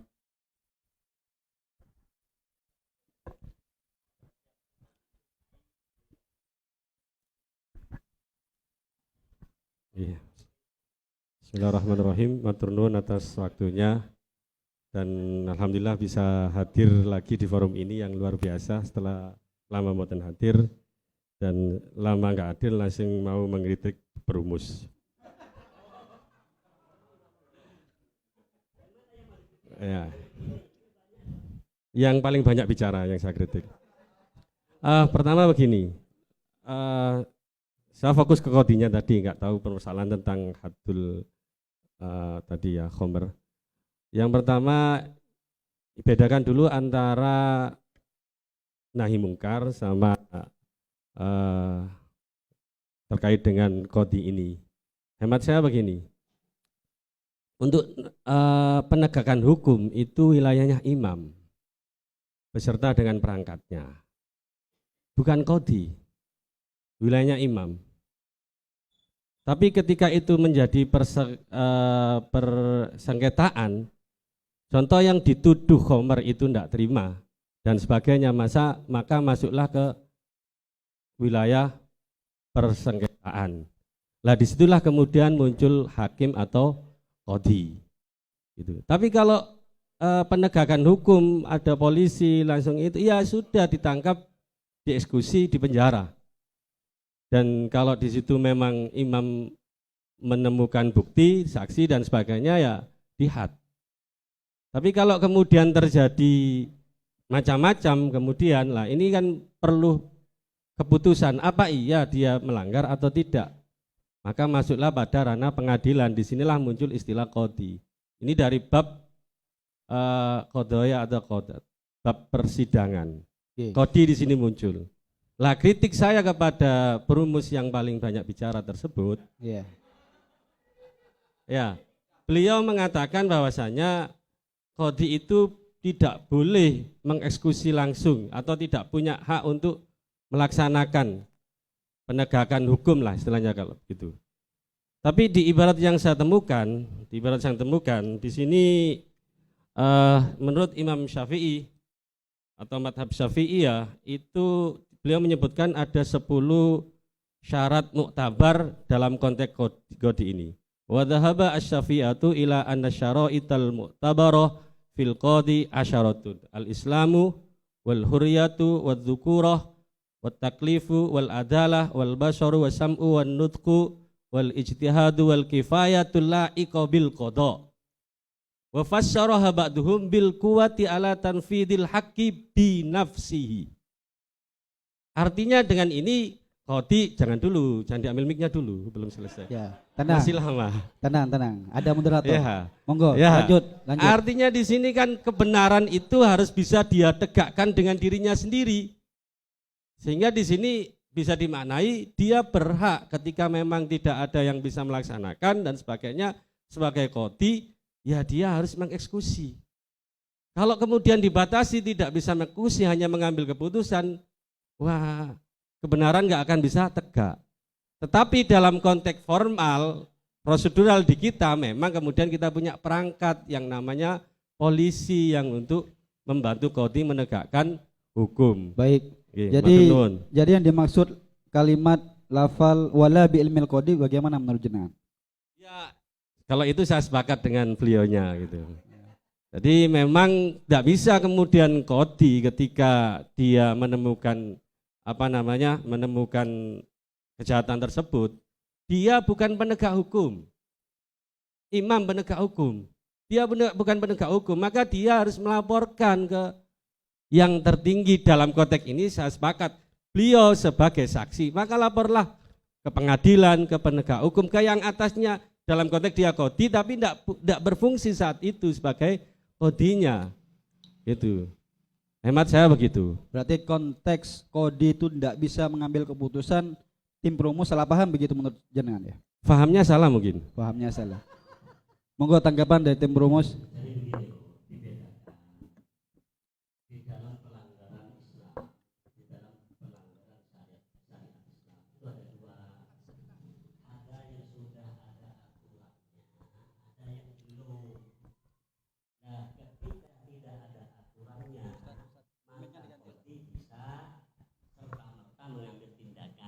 Begitu loh. Nggih. Seperti ilmil qadhi bisa. Seperti mentakzir. Qadhi tidak perlu saksi. Kelihatan langsung diproses sama qadhi boleh. Tetapi kalau kita bicara satu jarima ataupun satu kejahatan kriminal yang ada tatanannya dalam syariat, maka cuma berdasarkan dengan pengetahuan qadhi ini tidak bisa gitu loh. Harus ada aturannya, ada aturan mainnya, begitu loh, harus dipahami. Seperti apa? Seperti di dalam konteks zina, kriminal zina, kasus zina itu harus ada 4 saksi, gitu loh. Tidak boleh serta merta qadhi karena dia melihat lalu kemudian diproses, tidak boleh begitu, karena ada aturan mainnya, gitu loh. Ya, jadi jangan salah paham. Baik, berarti Tatsuem salah paham ya? Oh, bukan salah paham, banget. Oh iya. Baik, kita kembali ke pertanyaan dari Ustadz ini bahwa bisa ditarik kesimpulan dari apa yang dijelaskan oleh tim perumus bahwa qadhi itu adalah hakim. Lalu pertanyaan kedua, wala bi ilmil qadhi, kenapa kok tidak dihad bi ilmil qadhi? Karena status qadhi di sini adalah saksi, perlu laporan lagi ke atasan, begitu. Ya, begitu ya tim perumus. Nah, ini kan tadi ada Ustadz Farabi, saya kira menarik. Ustadz Farabi mengatakan fauqahu itu kalau memang ada tafsirannya. Kalau saya cenderung itu selain qadhi. Artinya selain qadhi ya sama-sama qadhi. Ya, mandunahu kan. Kan bahasanya man fauqahu, nggih. Lah kalau saya itu ada dua kemungkinan. Ada dua kemungkinan itu. Satu yang dimaksud man fauqahu adalah imam a'dham. Yang kedua atasannya langsung presiden. Bukan hakim. Ada dua kemungkinan juga, bisa saja juga hakim yang di luar wilayahnya. Bisa di luar wilayahnya, bisa demikian gitu loh. Jadi ada dua kemungkinan.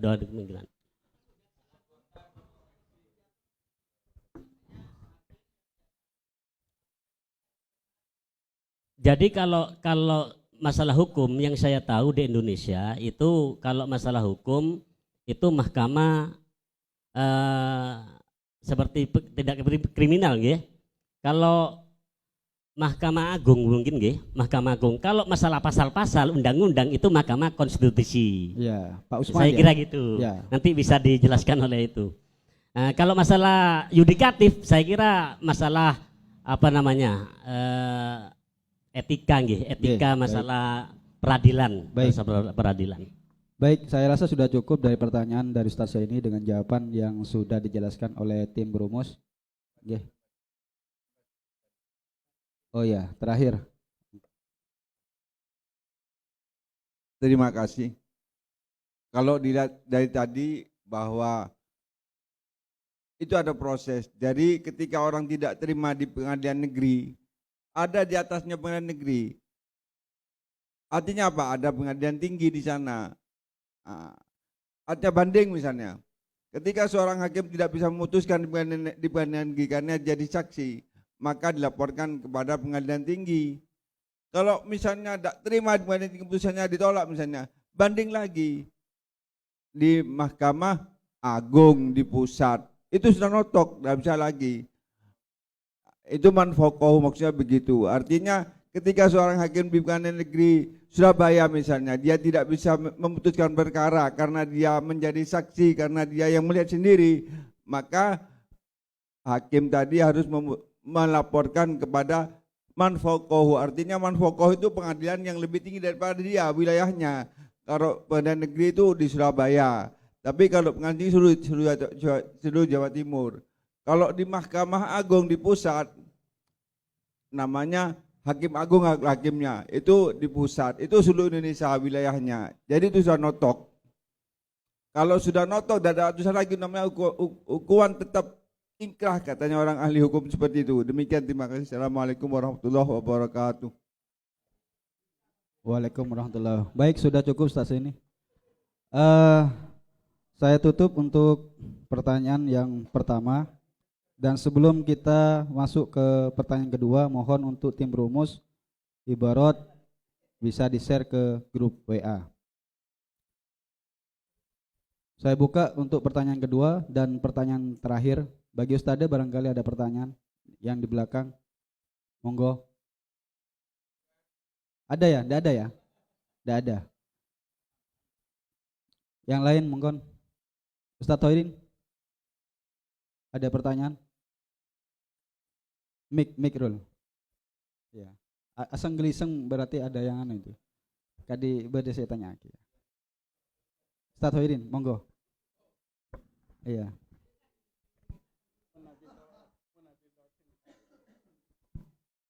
Yang ingin saya tanyakan ini karena ada peluang waktu, itu di bab zina ya, tuduhan zina. Sekarang itu kan banyak menuduh karena hanya katanya. Walaupun itu tidak bisa diproses secara hukum, bagaimana orang yang menuduh orang lain berselingkuh, melakukan zina, dan itu sudah menjadi konsumsi publik karena timbulnya dari orang yang mengetahui. Padahal kalau hanya satu orang itu tidak bisa dijadikan sebagai, karena harus 4 orang menjadi saksi. Bagaimana? Walaupun itu fakta misalnya, fakta melihat telocor acerita kesalahan, bagaimana orang yang menuduh seperti itu? Menuduh zina secara memang melihat, tapi karena tidak bisa diproses hukum, bagaimana hukum secara syar'i hukum terhadap orang yang menuduh tersebut, yang melihat dan menyebarkan kasus tersebut ke orang lain? Terima kasih. Baik.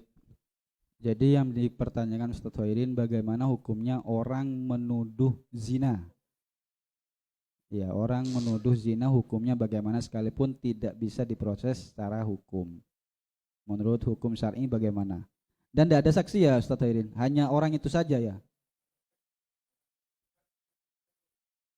Iya, melihat secara mata apa di video juga? Enggak ya? Enggak sempat video ya? Iya.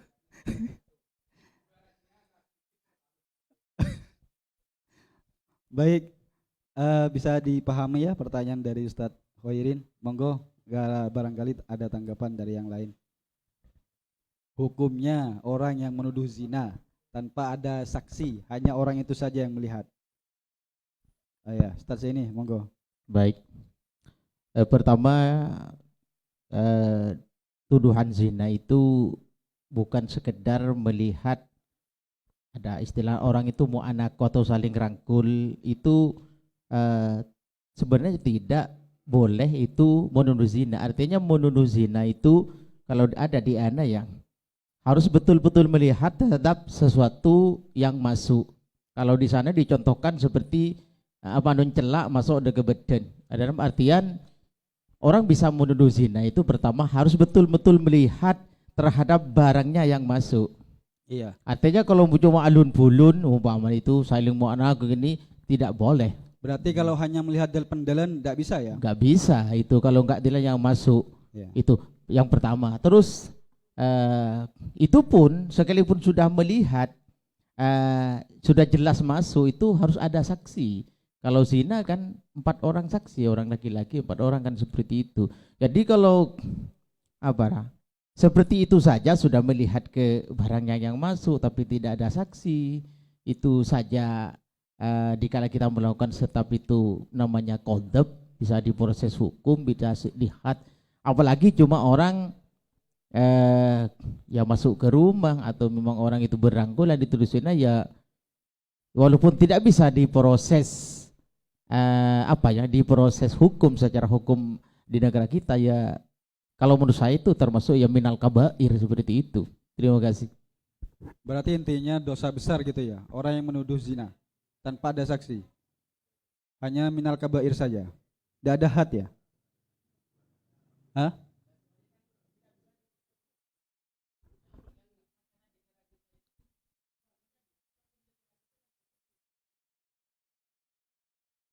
Ini masalahnya akan diberitakan atau tidak. Kita itu misalnya saya melihat secara jelas. Ini konteksnya Ustadz Mukhtar bisa mungkin tahu tahun 90 atau tahun 2000-an, bahkan itu bisa menjadi tontonan gratis dulu kan di Kenjeran dulu. Itu real. Itu kalau kita tidak menceritakan kan tidak masalah. Kita melihat mungkin kita hanya kena dosa karena melihat maksiat.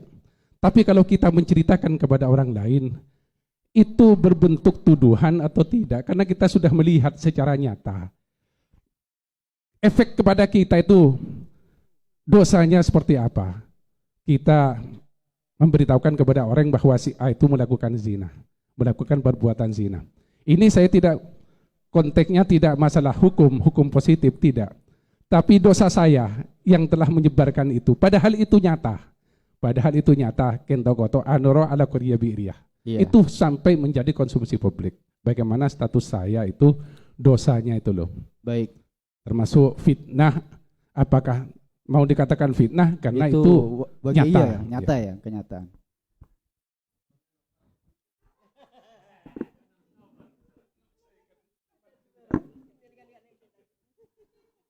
Baik, gimana Ustadz ini?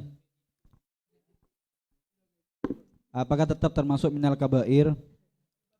Dosa besar akibat kita menceritakan kepada orang lain bahwa si A itu berzina. Padahal itu memang kenyataan berzina. Hanya saja kita tidak punya saksi.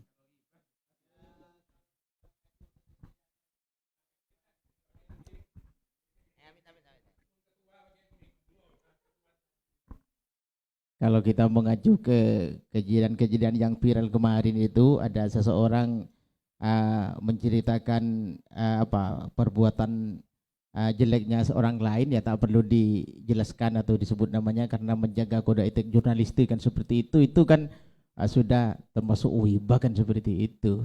Termasuk kabair juga ya dosa ya. Iya. Iya. Dosa Ustadz Ustadz Hoirin.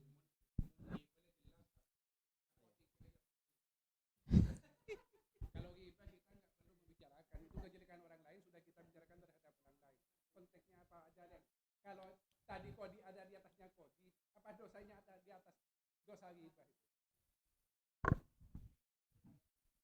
Ya, monggo Ustaz Sofyan. Iya, terima kasih. Jadi kalau saya Ustaz melihatnya dari sisi bukan dosa ya. Masalah dosa ini kan ke pangeran antara kita dengan Tuhan. Tapi sangat jelas, apakah tetap berdosa? Insya Allah tetap berdosa di saat kita membicarakan aib orang. itu sangat jelas kan gitu. Apabila kita tarik kembali terhadap aturan undang-undang Indonesia sendiri, aturan Indonesia, mau nggak mau yang namanya orang yang tidak bisa dibuktikan dengan sampean menuduh tanpa saksi, maka pencemaran nama baik sangat jelas. Itu ndak perlu sampean ngomong dosa, di saat ngomong aturan dikenakan pencemaran nama baik. Nah, iya, pasalnya jelas. ITE ya? Nah, undang-undang ITE-nya melakukannya. Tapi kalau menyebarkan, jadi perlu dipahami perbuatan ITE kita tahu kalau iki berbohong atau video ini, porno ini adalah editan. Tak kirimlah ke siapa, tak sebar ke siapa, itu kena yang namanya undang-undang ITE. Ini perbedaannya. Dianggap fitnah atas sampean menyebarkan barang yang tidak valid. Satu. Mohon maaf. Ini yang kena undang-undang ITE pertama yang menyebar atau yang mengeser atau yang nge-share? Yang menyebar. Yang pertama kena ya? Kena. Yang nge-share kena juga. Jadi yang nge-share, makanya hati-hati, informasi apapun yang tidak valid tolong jangan segera sampean makan mentah-mentah. Jadi undang-undang ITE itu seperti itu. Bahayanya kalau orang yang nggak paham, cuma nge-share boy, ternyata itu mengandung fitnah. Itu kena undang-undang ITE, sangat jelas. Dari mana akan ditelusuri, dari mana awal sampai siapa yang menyebar awal. Itu kalau undang-undang ITE. Kalau yang dimaksud tadi Ustadz Hoirin, sangat jelas kalau bagi saya dikenakan terhadap pencemaran nama baik. Kenapa orang tersebut tidak bisa kita tuduh sebelum adanya kodi memutuskan. Ingat, kodi itu ada di ujung. Memang keputusan kodi itu adalah sangat penting bagi kita menuduh seseorang. Seumpama saya mencuri, kok ngalak, jelas saya mencuri. Jelas kan? Sampean tahu semua. Selama tidak ada putusan kodi, maka sampean jangan pernah menuduh saya mencuri. Baik, secara hukum Ustadz Hoirin itu kena karena tidak ada saksi kan begitu ya? Betul. Kalau misal karena sekarang zaman teknologi, kalau misal Ustadz Hoirin mengetahui pada saat itu berzina, terus sama Ustadz Hoirin di video, lalu dibagikan ke temannya 4 orang, apakah bisa dijadikan saksi itu? Tidak bisa, kena undang-undang ITE. Gak langsung, prosesnya adalah undang-undang ITE. Berarti saksi itu harus melihat langsung. Melihat langsung dan harus memberikan keterangan. Satu itu. Yang kedua, kalau di dunia pengadilan itu tidak boleh saudara. Ingat, apapun terjadi kalau dihukum, saudara itu tidak dianggap saksi. Setali sedarah itu tidak masuk saksi.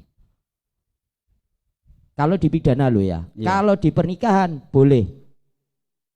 Malah cenderung aib keluarga tidak boleh. Saksinya itu boleh saudara tali sedarah. Itu boleh.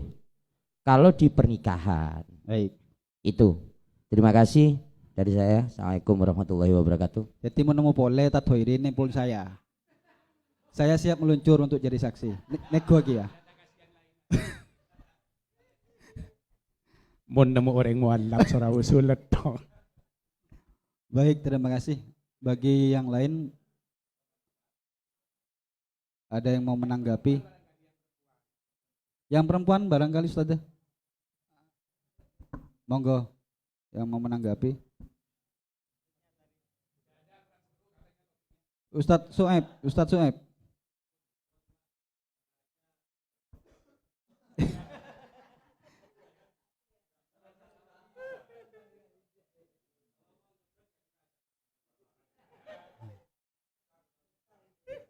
Ya, kalau sudah ada tanggapan dari Musawirin, saya lempar ke tim Promus.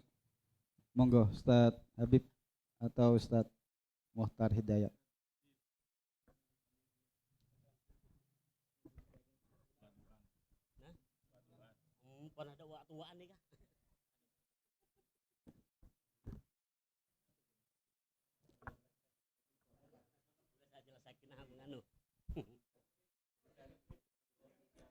Tolong diperhatikan Tatsueb.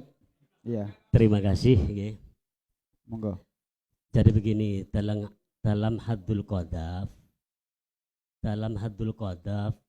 itu qadhif ada syaratnya, makdhuf juga ada syaratnya.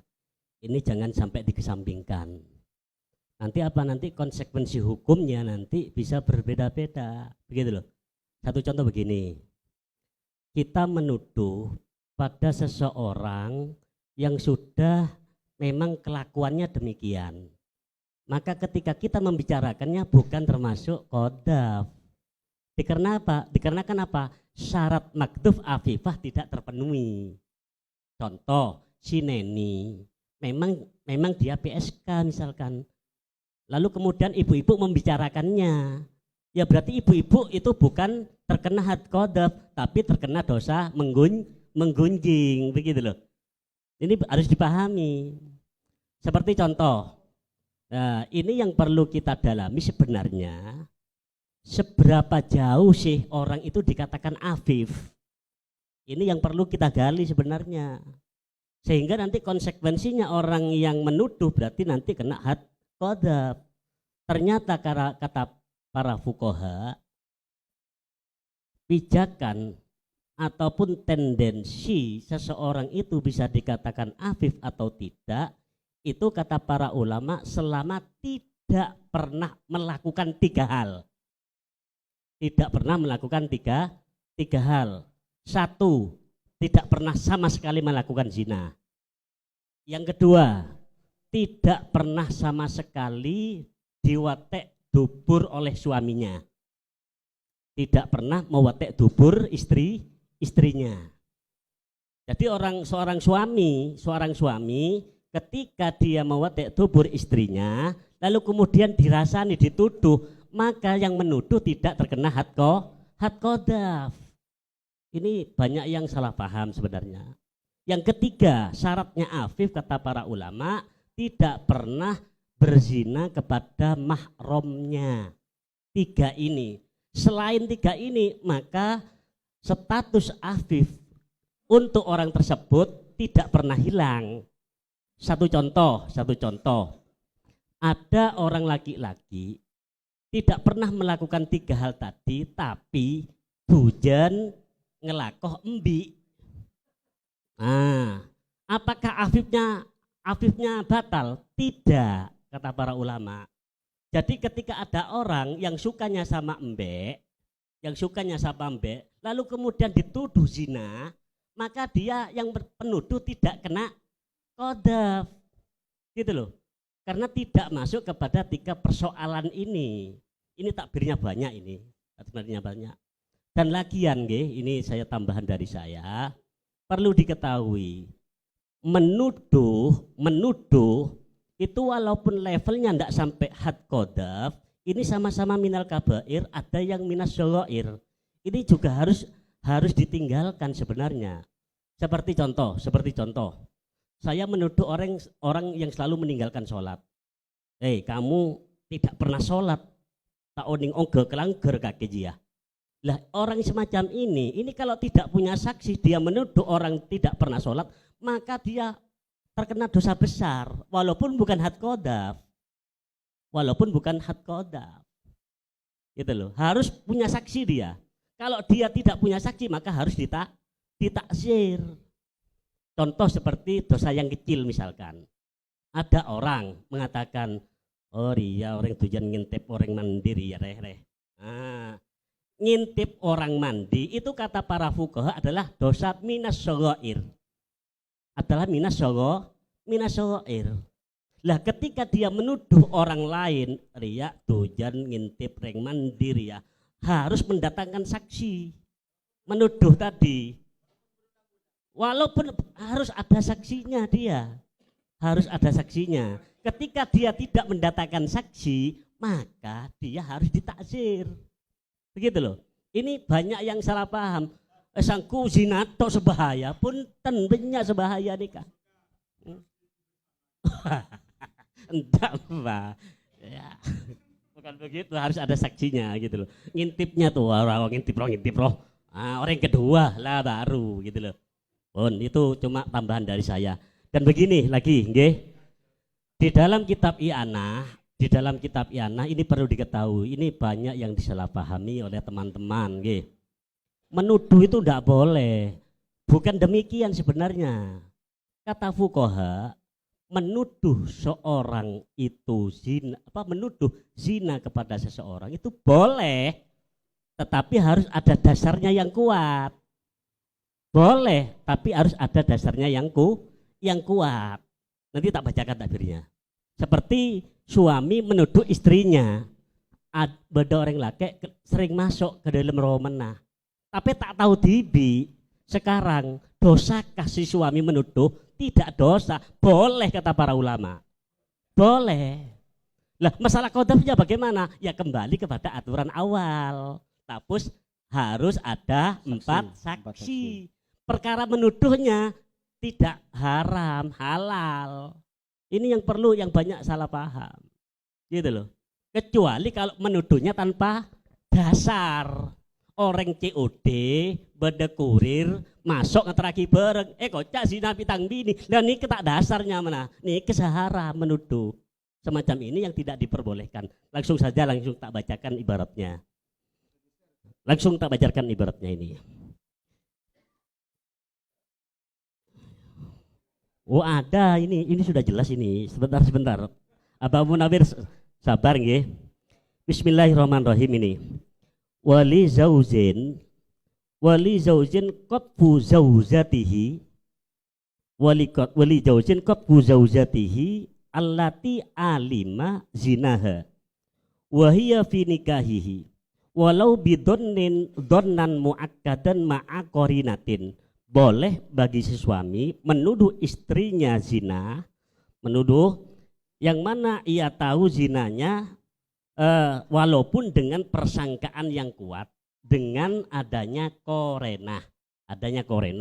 Apa korenah? Dicontohkan oleh para ulama, ka'an ro'aha wa ajnabiyan fi khalwatin, seperti istrinya bersamaan dengan lelaki lain di tengah. Ketibi ejok bojok. Oleh nuduh selake, oleh soalnya beda korenah. Aura'ahu kharijan min indiha, atau masuk ke rumahnya.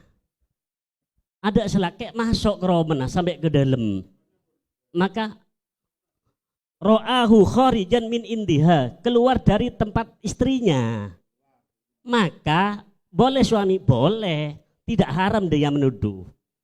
Ma'asuyu ibainan nas, sementara di masyarakat itu sudah kesuwur engki biasa orang laki kayak masuk kayak keluar kan sampean ala kotok mulai gol 12 sampean masuk tok guys. Lah ini masyarakat sudah tahu semua. Ma'asyu innas sudah beredar luas di tengah-tengah masyarakat ini gitu loh. Benih beredar luas nih guna bunten masuk ngorek nih lah kero menarik sebini nih lah sudah beredar luas bahwasanya laki-laki ini sering masuk ke rumahnya sampean si suami gitu loh. Boleh suami itu untuk menuduh. Bi annahu zana biha au ma'a khabari sikotin annahu ra'ahu zazni biha, ataupun dengan informasi orang yang terpercaya. Tidak, berita ini tidak luas di masyarakat, tapi ada orang yang terpercaya melihat langsung kejadiannya.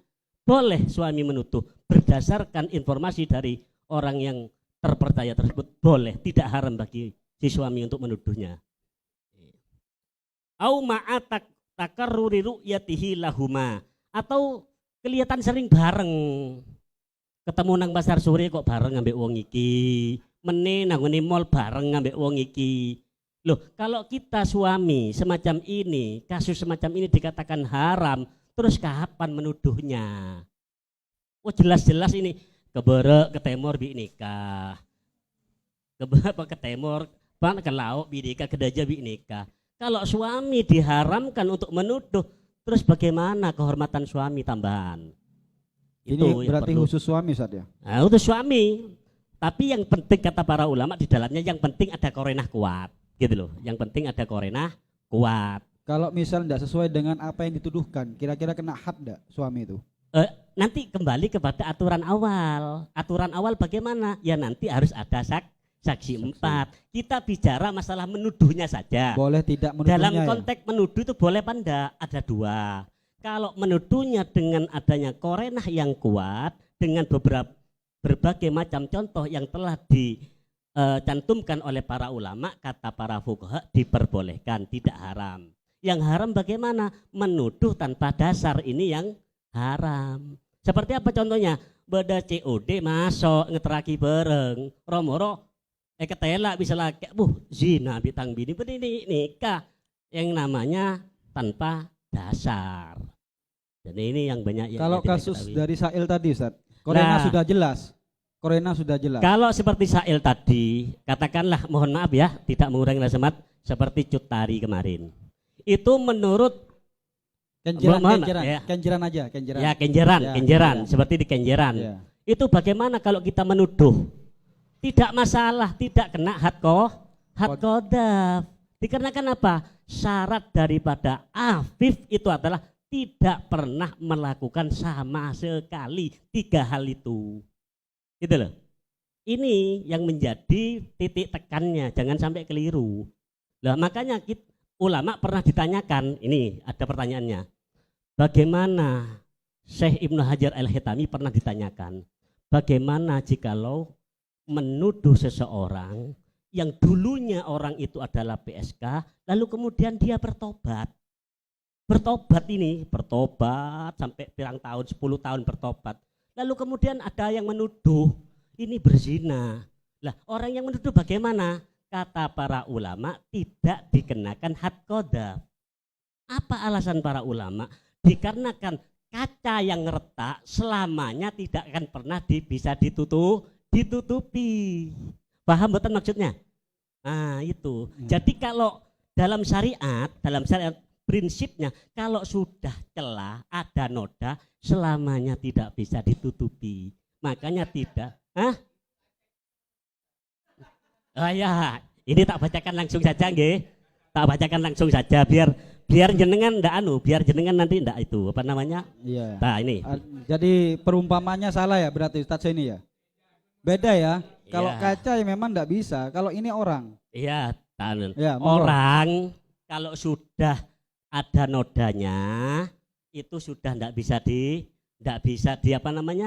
ndak bisa ditutupi lagi, ndak bisa dihilangkan.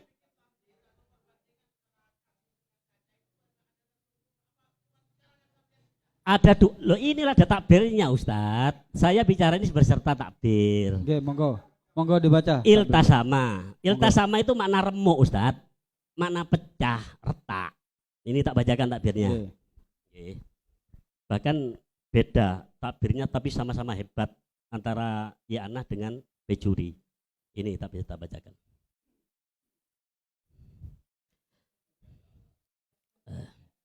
Fala yajibu fala yajibul haddu ala qadhifi man fa'ala syai'an minha. Maka tidak wajib had qadhaf atas orang yang melakukan satu di antara 3 perkara yang saya sebutkan tadi. Walau marotan, walaupun 1 kali.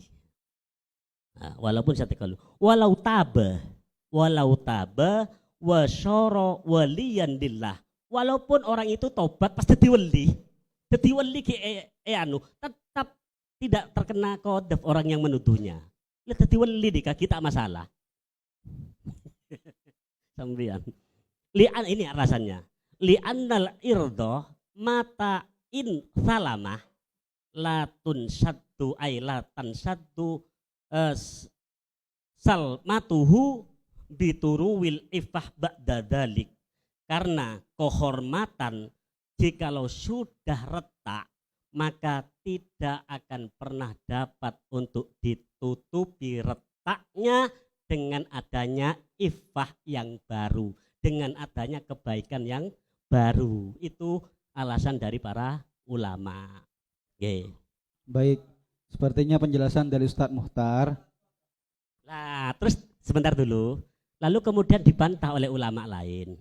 Terus bagaimana terkait dengan hadisnya Kanjeng Nabi yang mengatakan mantaba la dambalah. Nggih. Antaib minad dambi kaman la dambalah. Dibantah oleh para ulama lain. Apa jawaban daripada fuqaha? itu konteksnya di akhirat, bukan di dalam hukum dunia. Kalau hukum dunia kita berlakukan hukum dunia, begitu loh. Bisa Baik, dipahami ya? Baik, iya. Saya paham, tapi Ustadz Su'aib kayaknya ndak terima. Iya. Monggo Ustadz Su'aib. Kayaknya apa ya, kurang pas kayaknya penjelasan dari Ustadz Mukhtar. Makanya, iya. Iya.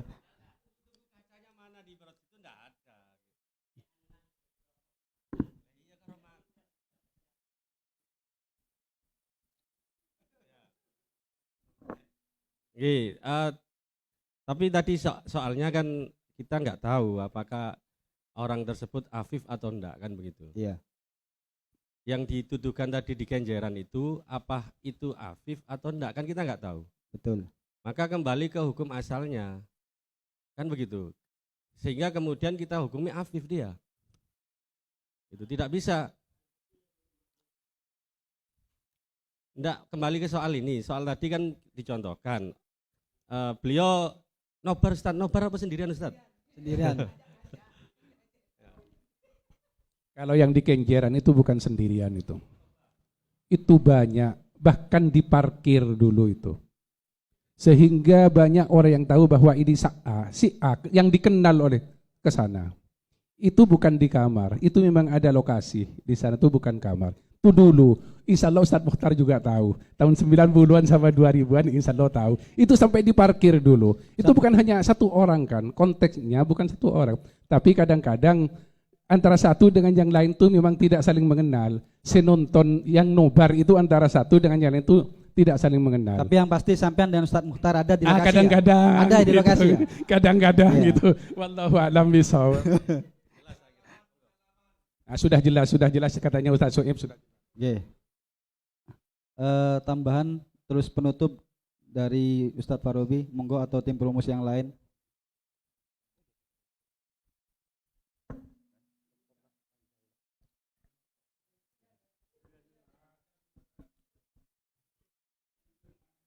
Terima kasih. Mungkin yang banyak dijelaskan sama Ustadz Mukhtar itu bolehnya untuk mengqadzaf orang lain termasuk istrinya, diantaranya adalah orang yang memang sudah keifahannya sudah rusak seperti kaca, walaupun kacanya tidak ada takbirnya. Walaupun sebetulnya saya kurang paham juga dengan kejadian Kenjeran, mungkin saya masih kecil Ustaz, ya. Tapi insya Allah saya tidak tahu. Kemudian untuk jaga-jaga sebetulnya, hati-hati biar tidak sembarangan untuk mengqadzaf orang lain, mungkin itu maksudnya Ustadz Khairin, maka termasuk minas sab'il mubiqat. Minas sab'il mubiqat itu adalah qadzaful mu'minat al-muhsanat. Ya, menuduh orang lain dengan hal-hal yang tidak baik, itu termasuk minas sab'il mubiqat, termasuk dosa besar. Termasuk mungkin kalau versinya Ustadz Habibur Rahman karena hafal Quran adalah walladzina yuhibbuna an tasyi'al fahishatu fil ladzina amanu lahum adzabun alim. Itu biasanya yang dipakai orang yang biasa atau ingin atau senang menyebarkan kejelekan, baik itu zina atau kelakuan-kelakuan yang jelek yang lain selain zina, itu adalah nanti ancamannya lahum adzabun alimun, itu yang nanti akan diberikan di akhirat. Untuk di dunia, maka ditafsiri oleh para ulama dengan had ataupun umpama tidak sampai pada had, setidaknya ada takziran. Termasuk tidak harus secara jelas, qadzaf itu bisa secara soreh juga bisa secara dimni. Termasuk contoh yang soreh itu langsung mengatakan kamu zina dan lain-lain. Kalau yang dimni termasuk tahu bahasa yang lain pakai bahasa kinayah. Contoh seperti dulu ketika kasusnya Sayyidah Aisyah, ada Hasan, ada Mistah, ada Hamnah. Hasan dan Mistah ini memang secara tasrih menceritakan tentang atau menuduh Sayyidah Aisyah dengan Sofwan bin Mu'attal itu dengan jelas. Kemudian untuk yang Hamnah sebetulnya tidak secara langsung menjelaskan itu, cuma mendengar kemudian menceritakan sedikit, tapi tetap ketiga-tiganya dihad oleh Rasulullah, yaitu Hasan dan Mistah dan Hamnah, semuanya dihad. Kan akhirnya turun walladzina yuhibbuna an tasyi'al fahisyatu itu mungkin begitu. Asbabun nuzulnya had ini ya ayat tersebut. Mungkin ada tambahan dari Ustadz Habib. Sampun, kalau taslim pun sudah dijelaskan panjang lebar kali Ustadz Mukhtar. Tinggal ibarat kacanya saja mungkin nanti ditambahkan. Baik, terima kasih kami sampaikan banyak-banyak terima kasih kepada tim Perumus, juga kepada hadirin hadirat yang hadir pada malam hari ini. Karena jam sudah jam 10, sesuai kesepakatan kita akhiri kajian Fathul Mujib Al-Qorib pada malam hari ini. Kami sebagai moderator apabila ada kesalahan khususnya kepada Ustadz Hoirin, mohon maaf yang sebesar-besarnya. Sebelum kita akhiri, kita tutup dengan doa di mana hal ini akan dipimpin oleh Ustadz Haji Munawir MJR. Kepada beliau kami persilahkan. Bismillahirrahmanirrahim. Alhamdulillahirabbil alamin. Wassalatu wassalamu ala asyrafil anbiya'i wal mursalin sayyidina Muhammadin wa ala alihi washabihi ajmain. Allahumma syuka imanan da'ima wa qalban khashi'a wa yaqinan shadiqa wa dinan qayyima wa ilman nafi'a wa amalan salihan maqbula wa khairan katsira. Allahumma nas'aluka al-'afwa wal 'afiyah wa tamamal 'afiyah wa syukra 'alal 'afiyah wal ghina 'anil nas. Allahumma afina bi ihlalika an haramik wa aghnina bi fadlika amman siwak. Allahumma qdi hajatina wa hasil maqasidana wa yassir kull asir. Allahumma ja'al min amrina kullihi farja wa mahraja. Rabbana atina fid dunya hasanah wa fil akhirati hasanah wa qina adzabannar. Subhana rabbika rabbil izzati amma yasifun wa salamun alal mursalin walhamdulillahi rabbil alamin. Bi sirri asraril Fatihah. Terima kasih kami